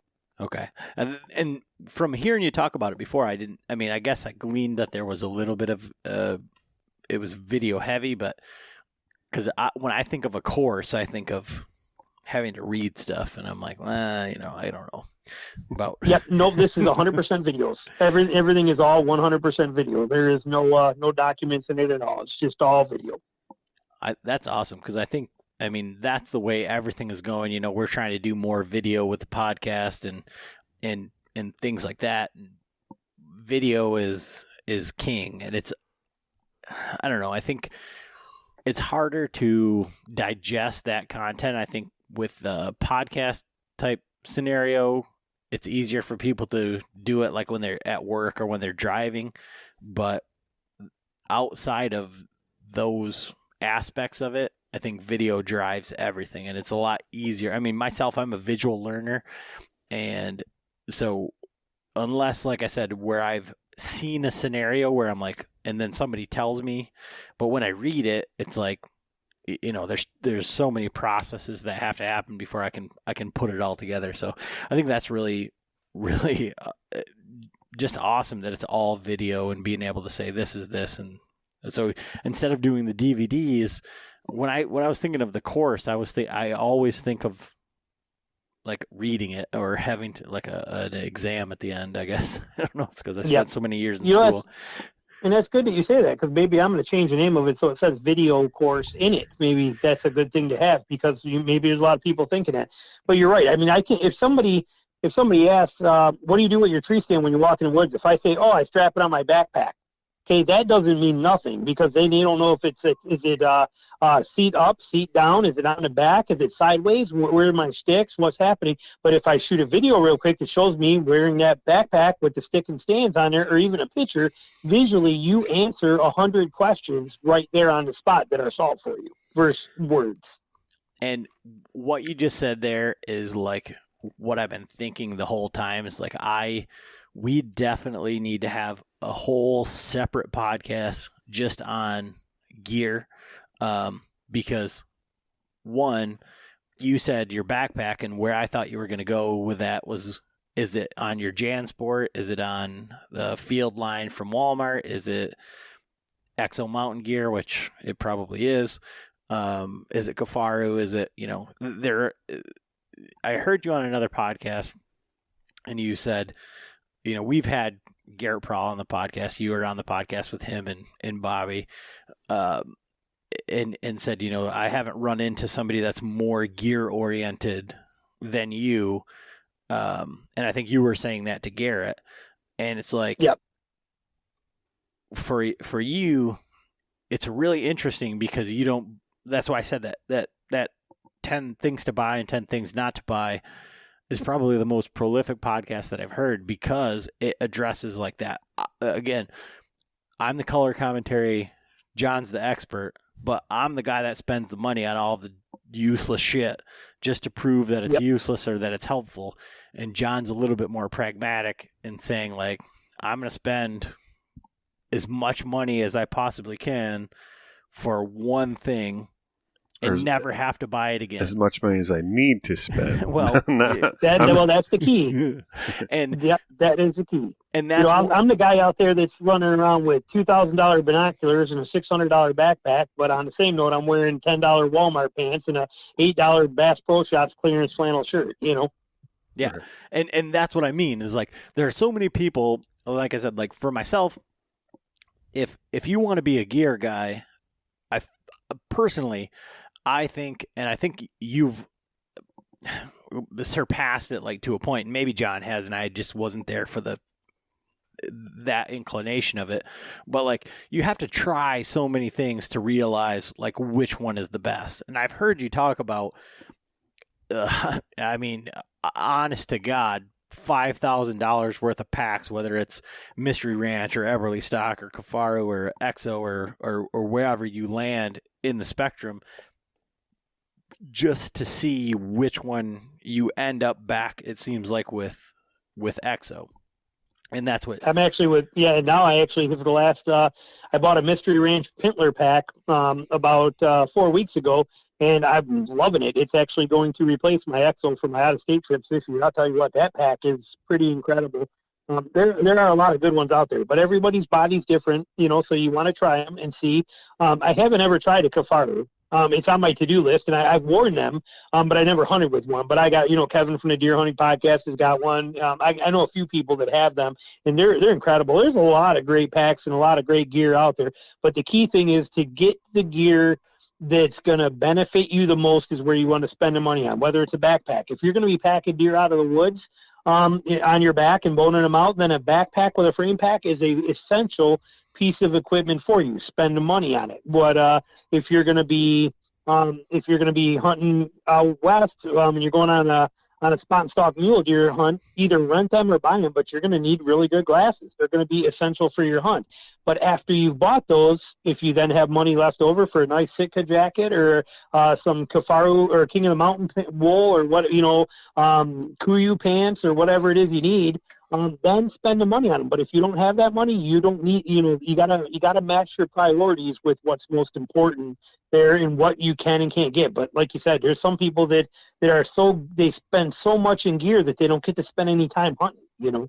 Oh, and like I said, I would love. I can't wait to do this again, just to talk about gear and your perspective on it, because I think it's great. I think that all of our listeners should go listen to Jason's podcast on everything, whether you're a crossbow hunter, traditional hunter, compound hunter, gun hunter. It doesn't really matter, because where Jason stands on gear is very purpose built, I think. And that's kind of like what you were saying, is that it's got to be for what you're doing rather than what social media says is cool, or what the hottest name says that it's going to help you out. I mean, John probably doesn't need his exo pack to get his stand and sticks in and out of the woods.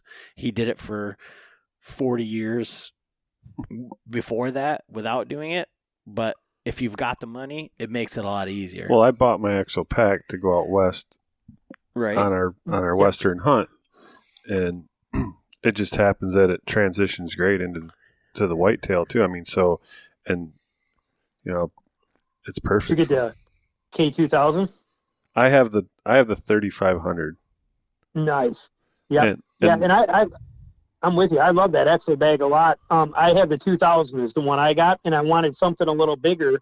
They don't sell the ones like you and I have with the titanium frames anymore. Now they're a new one with an aluminum frame, and the pack's a little different. You know how like your stretch pocket zips, the new one does, and there's some things on it I couldn't find enough info, and so I was about to pull the trigger on it at 3500, but that's where I found this Mystery Ranch Pintler, and I thought, you know what, I'm going to try this out. I hear a lot of great things about them, and I got a smoke a deal. I got it brand new for $350 because they're coming out with a new frame, and I thought, you know what, I'm going to jump on it, and I love it. But I'll tell you what, that exo pack has been, I've packed about 13 or 14 deer out on that pack, and one time, one of the biggest ones, I had a whole, a pretty decent, pretty big buck in there, and my sticks, and my stand, and my gear, and all that stuff. I'll bet that load was 110, 115 pounds, and hiked that thing out for almost 2 miles, man. That was brutal. Every stump I could find, I was dropping that, resting that pack in my butt on to take a break every once in a while. Yeah. But that pack held up. That is one of the toughest packs I've ever owned in my life. Yeah, the ones we have, or the one I have, is the K2 frame. They came out with the K3 frame, but they also came out with a new bag that will go on either the K2 or the K3. It's the 1800 bag, and it's like $200. But I'm like, for man, the bag only, yep. For the bag only, I'm like, man, that's even better, because then the 3500 is pretty big for whitetail hunting, and but I mean, it fits all my camera gear and the camera arm, especially, but. Next year, my goal for next year is to trim down all the waste, because I mean, my pack right now, like during the cold weather hunts, is still 52 pounds with, my sticks, and we've switched to saddles, so that's not even a stand anymore, and. Yeah, so, I think at the end of the season, you start out at the beginning, and you got everything fine-tuned and in its place, and everything is all perfect, and then, that's like, October 1st, and then by the time January 1st rolls around, I got like 24 pounds of candy wrappers and strap and, hand warmer wrappers, and I think I even have like paper plates and old sandwiches in there somewhere, but it's amazing what you end up with in your pack by the end of the season. Yeah. Well, and I feel like I'm on the opposite of you guys, is that I've changed so much. I'm on my third camera arm. I'm on my second camera.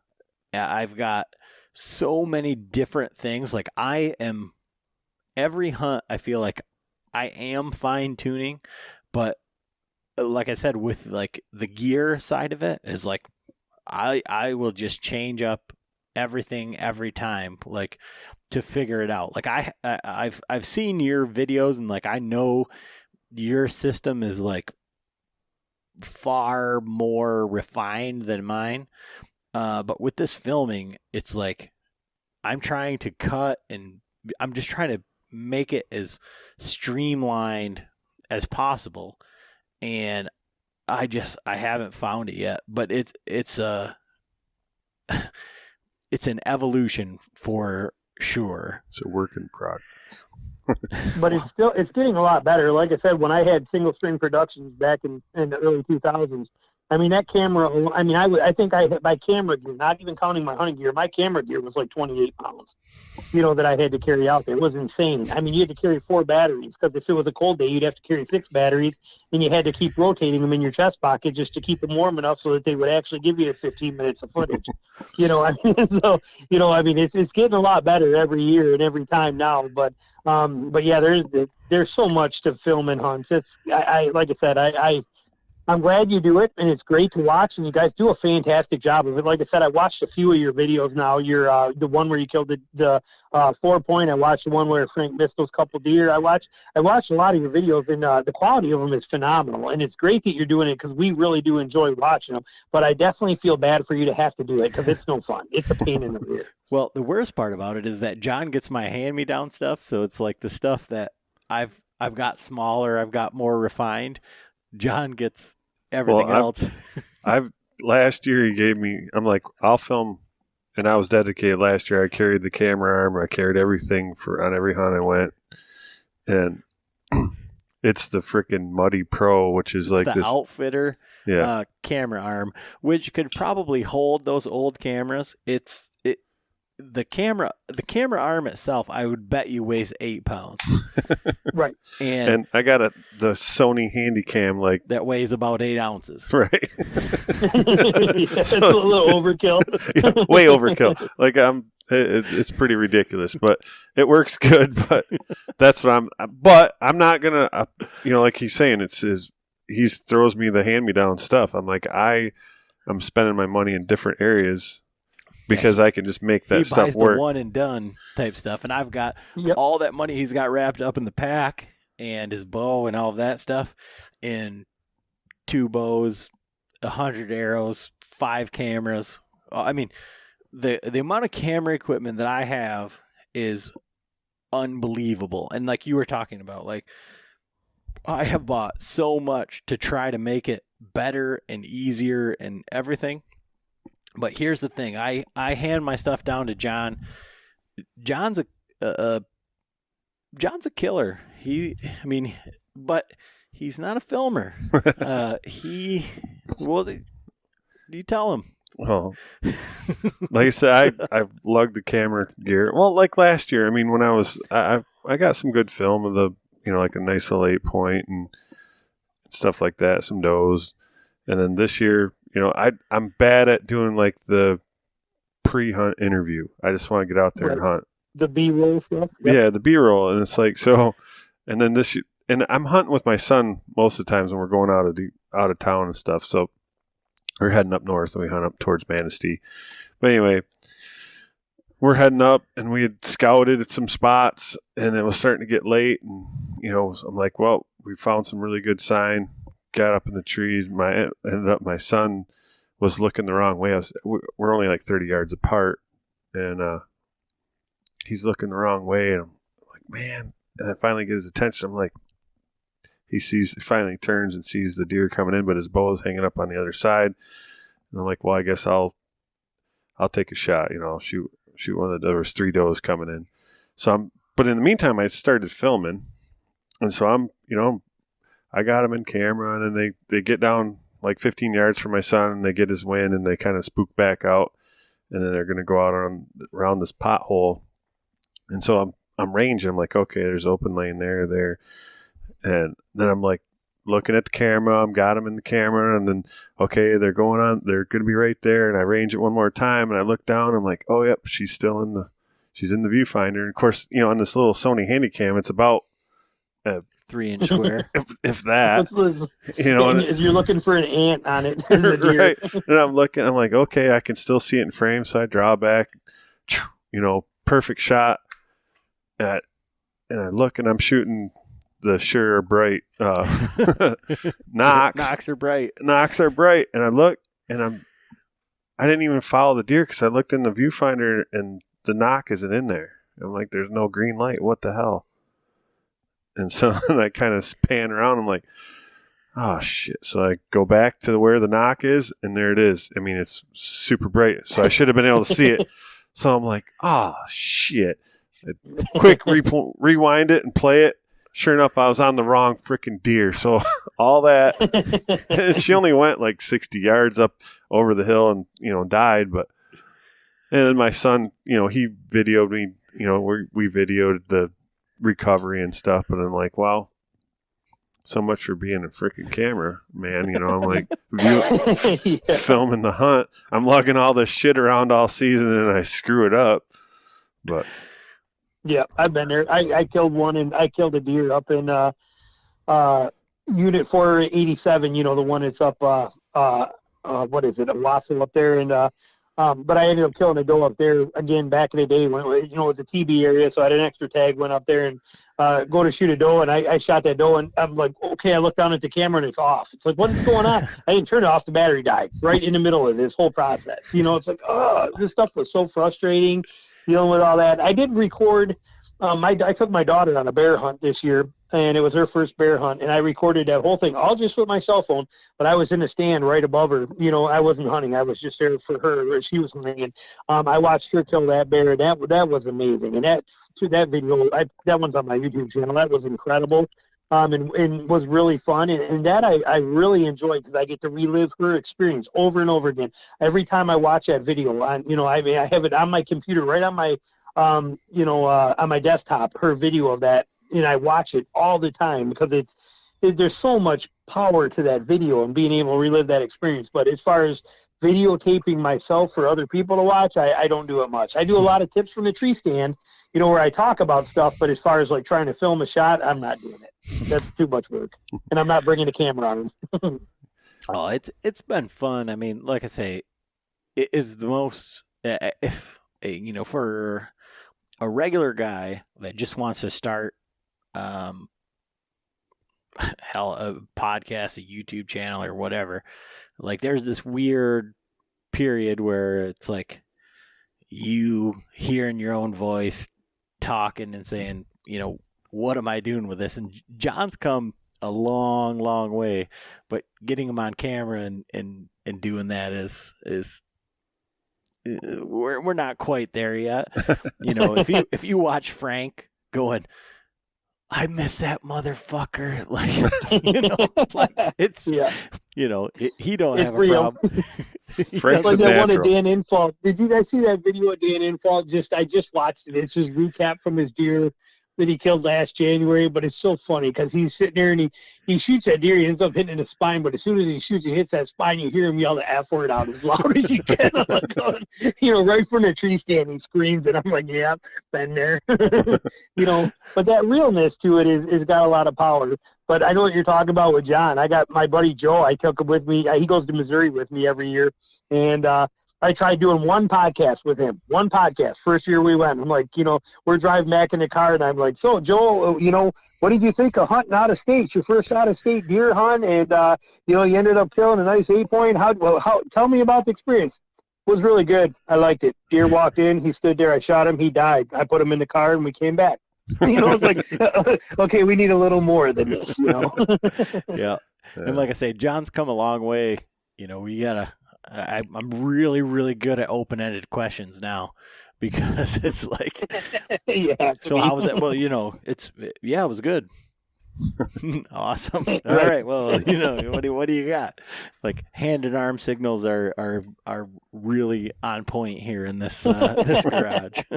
You guys got your own eye language. The brow comes up, keep talking. Yeah.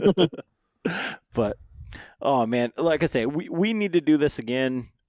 Being the proximity, we'll have to do it in person and do a video podcast with, talking about gear and other stuff. I mean, like I said, for our listeners, you've got to check out all of Jason's content because there isn't a more like real, down to earth and we'll say fanatical gear guy, and it's all with reason. It's not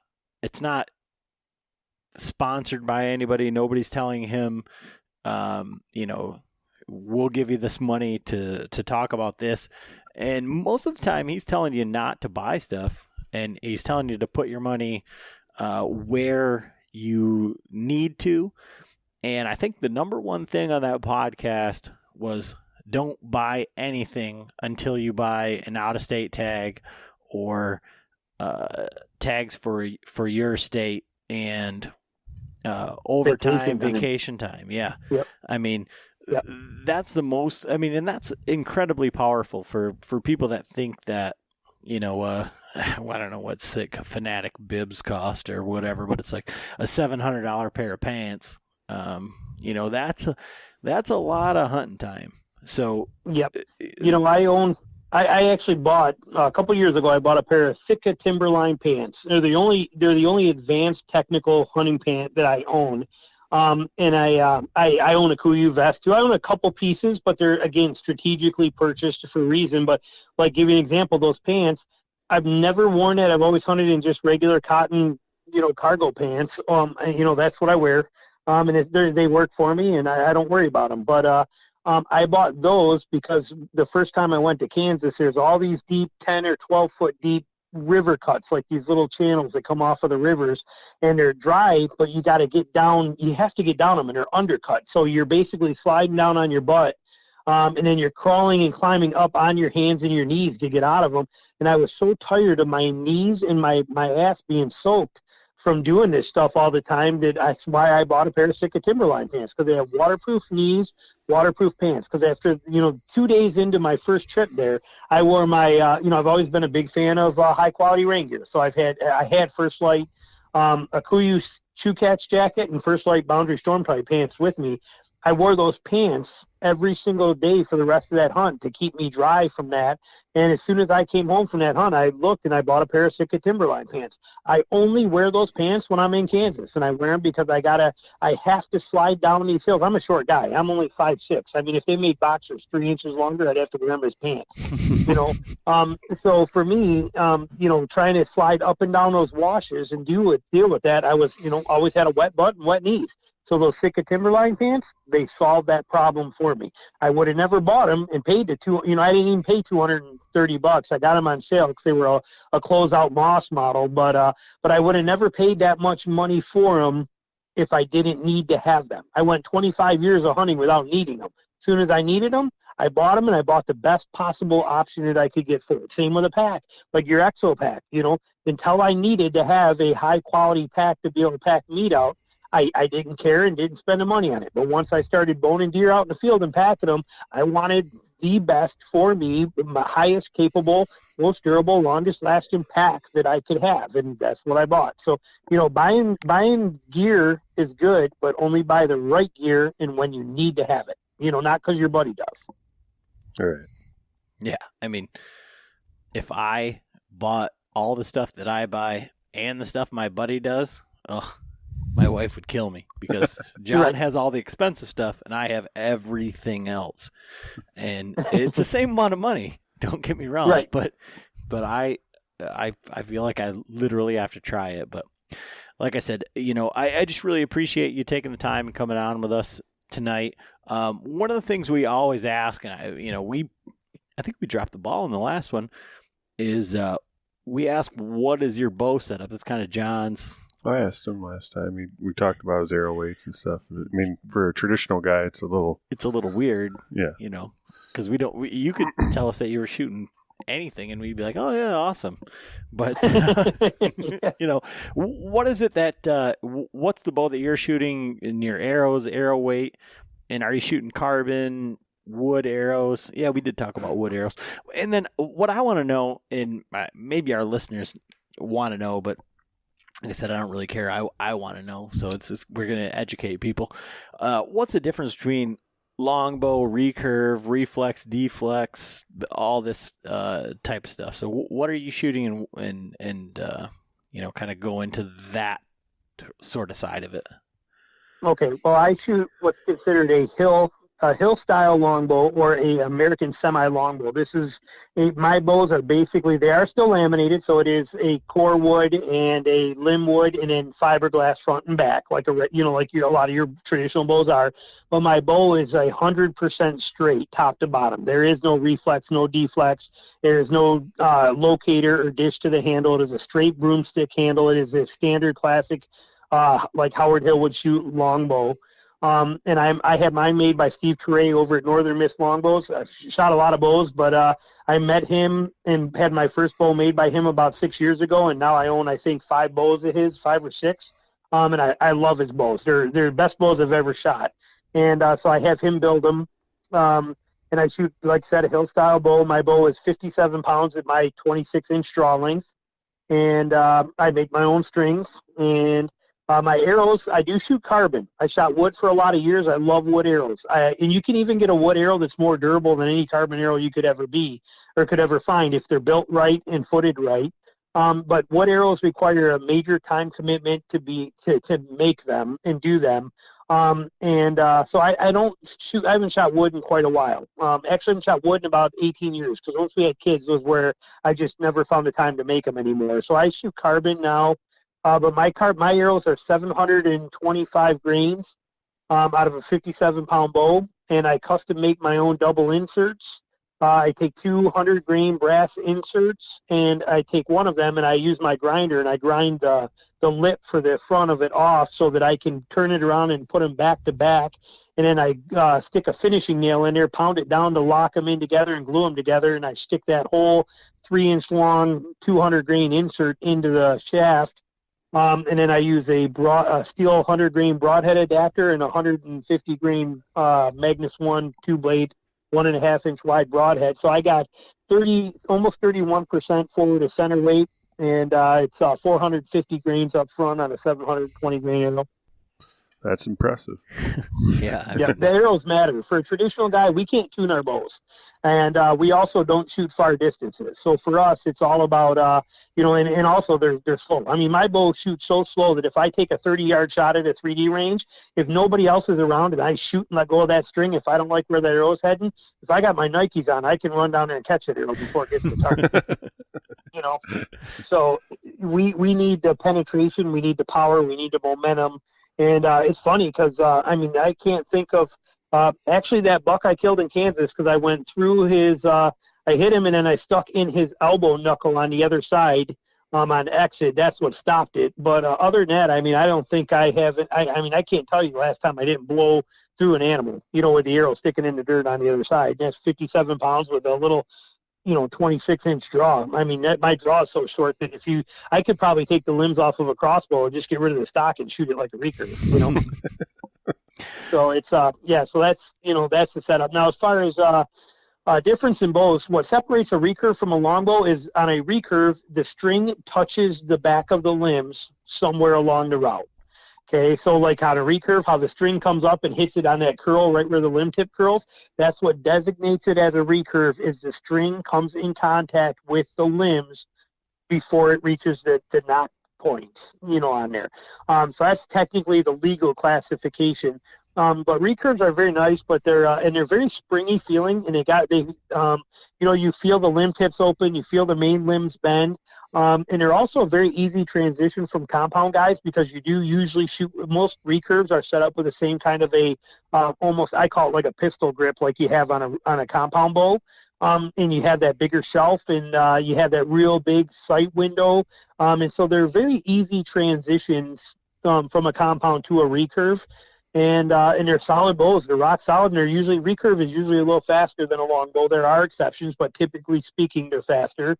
And in a longbow, there are basically there's quite a few subcategories of it. A reflex deflex bow is one that's going to have it where the limbs are going to kind of curl a little bit. They lean forward, and then they tip backwards from the riser, and then they tip forward again. That's the reflex and the deflex.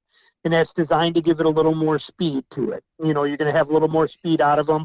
There are hybrid bows that take that to a much more exaggerated level. You see a lot of those today. They look more like a V shape when they're strung than like a D shape like a normal longbow would be. And there's a lot of great ones out there. And then you have an ASL style, American semi-longbow, or a hill style bow like I shoot, which is just a straight bow. There is no reflex or deflex to it. And then to get real technical, you have setback bows where the limbs angle back. You got, string follow bows. You got reverse handles. There's a lot of different categories to them, but basically keeping it simple, reflex and then reflex deflex longbows. And then you have hybrid longbows, and then hill style longbows, and recurves are pretty much, there's some variations there too, but for the most part, they're pretty much the same. Well, like I say, I appreciate that, because you could have said it, I shoot this and that, and we'd have been like, oh, awesome, real cool. But like, it's just not, it's not one of those things. And, I have a Martin recurve takedown, but it's built off of a compound riser. And what I'm finding is that, I got it years ago, just to shoot chipmunks at our property. And we were shooting them with compounds and destroying a bunch of arrows. Right. And so I was like, well, I'll get a recurve. Well, I got a 50-pound recurve. I got what's my bow set at, John? 29?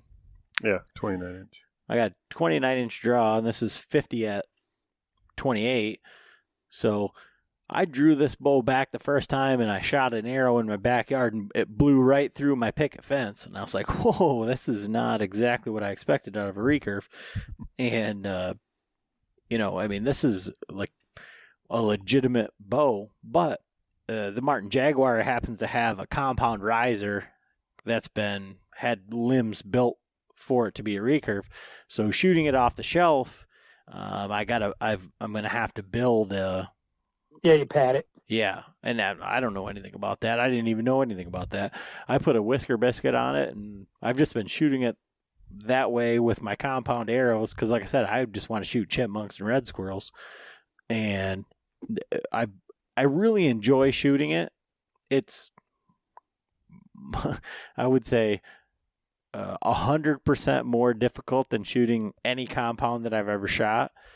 But like you said, it's more like when I've been shooting at water bottles and all sorts of other stuff. And like when you hit it, it's like you said, it's like addicting. It's like there's a point to it where it's like, oh my God, I need to do that again. And fun factor. And so I need to, like you said, there's a much bigger sight window, and it's everything. I mean, I could put a sight on it, I could do all that, but I've been told by other people is like you need to build up that shelf so that you can shoot it and just sight down the arrow. And like John, it's going to be one of those like cocaine type addictions of, if I build this, then there's going to be repercussions, It's definitely a lot of fun. Do either of you guys ever been bow fishing? Oh, that's what I was going to say is I used to bow fish all the time, and we started out, we had like this old American compound, and then I ended up getting a little bear grizzly. It was like a 45 pounder or something, and that thing was, there's no sights or anything. The only thing I had a reel tape to the front of it, and that's so addicting. That's why I was telling Adam, like, or if I go down this route, it's probably not going to be good for my compounds, I'm going to have to get you guys on the water this spring. I'm real big into bow fishing. That's why I don't even turkey hunt. We bow fish so much all year. I actually, I've had a few boats, but my last boat I had it custom built down in Alabama specifically for bow fishing, and brought it up here. And this thing is amazing. And I'll get you guys out there on the water. But I mean, especially for bow fishing, traditional bows are amazing because you don't have to, you can just shoot so fast with them. Right. And the shots are close, and it's just never-ending fun. And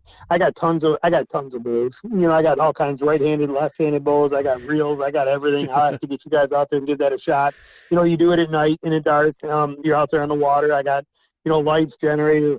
Like I said, it's quite the setup. And man, I'll tell you what, you want to talk about fun. Going out there and shoot, 2 55-gallon drums full of carp and gar and stuff at the night. It's a blast. Oh yeah, we used to do it as teenagers. Before we could drive, we'd have my dad drop us off at the lake, and he would drop us off as it was getting dark, and he'd pick us up as it was getting daylight again. We would pull all the way around. We lived close to Bear Lake and Muskegon Lake down here, and we'd start in Bear Lake. We'd go all the way around Bear Lake, and then halfway around Muskegon Lake down to the cob plant, and then all the way back. We had headlamp.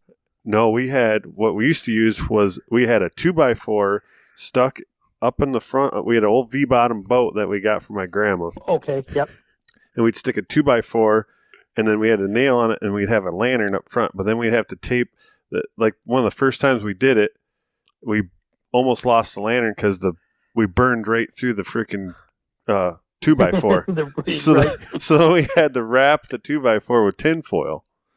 And then we wrapped the back of the lantern with tinfoil so it wasn't shining back in our face because we'd pull it back up. And that's how, we had a little Minn Kota trolling motor and had that on the back just for, when we weren't in the weeds. But most of the time we were just pulling through the weeds, shooting carp and gar. And, right. Yeah.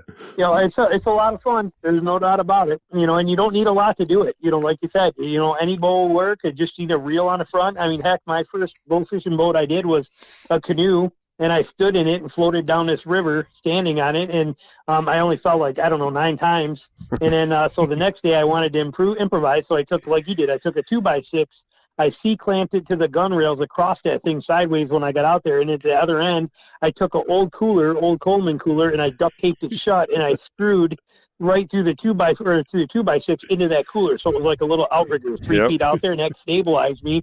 And I fished out of that thing for a whole season before I bought my first boat, Then I bought a used boat, and then, one thing leads to another. But it's something, even fishing off the banks, it's a lot of fun. But if there's ever a reason for a compound guy to buy a traditional bow, it would be bow fishing. Get it from a garage sale. Get a Sammoc Sage for $130.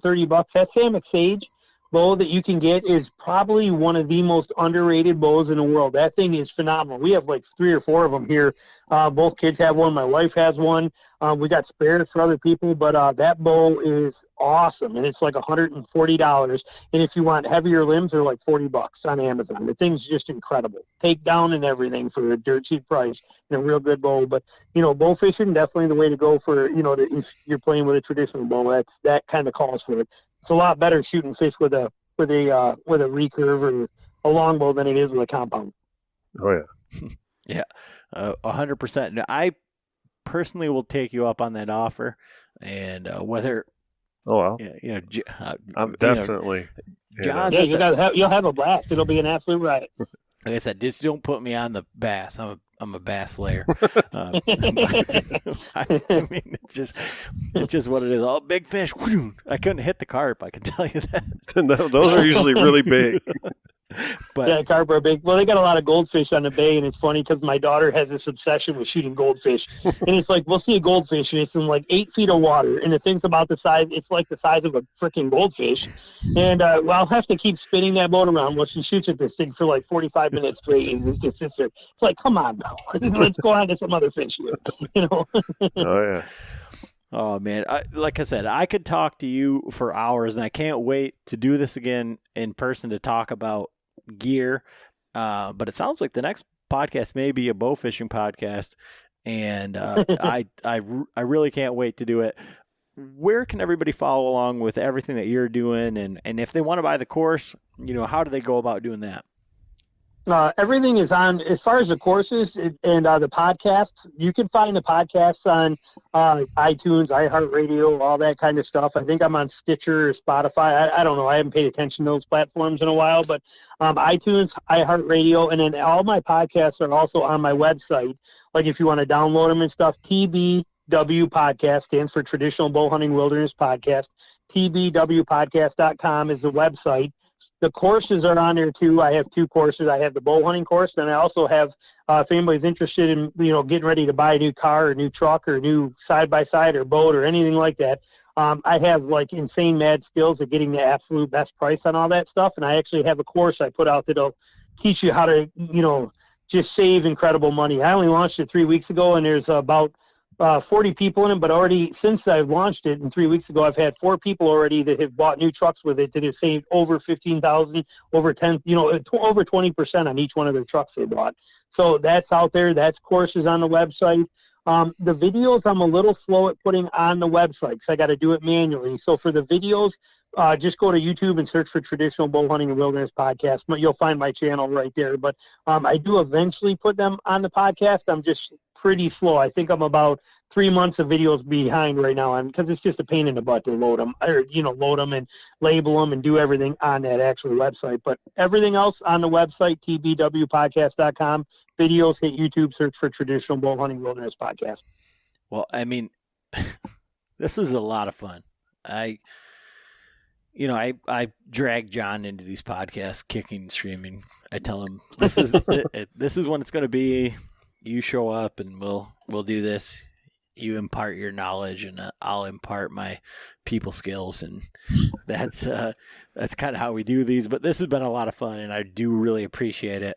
But I think those are all the questions and everything we got for this evening. So I perfect. Well, I'm looking forward to doing it again, and anytime you want to. Like I said, one of these days I'm gonna learn how to do interviews. I gotta solve that and figure it out. Maybe I'll have you guys on this show.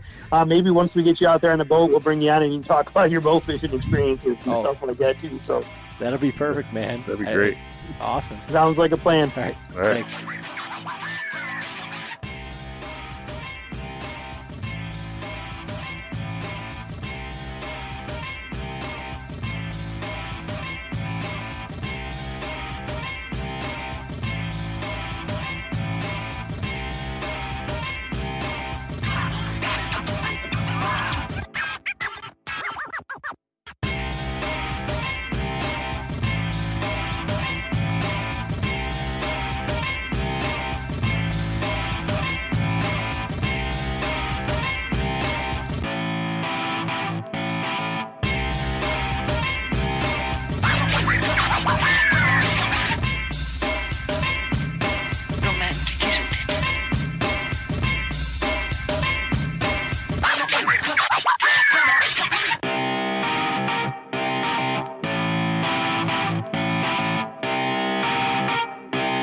Shut up and sit down.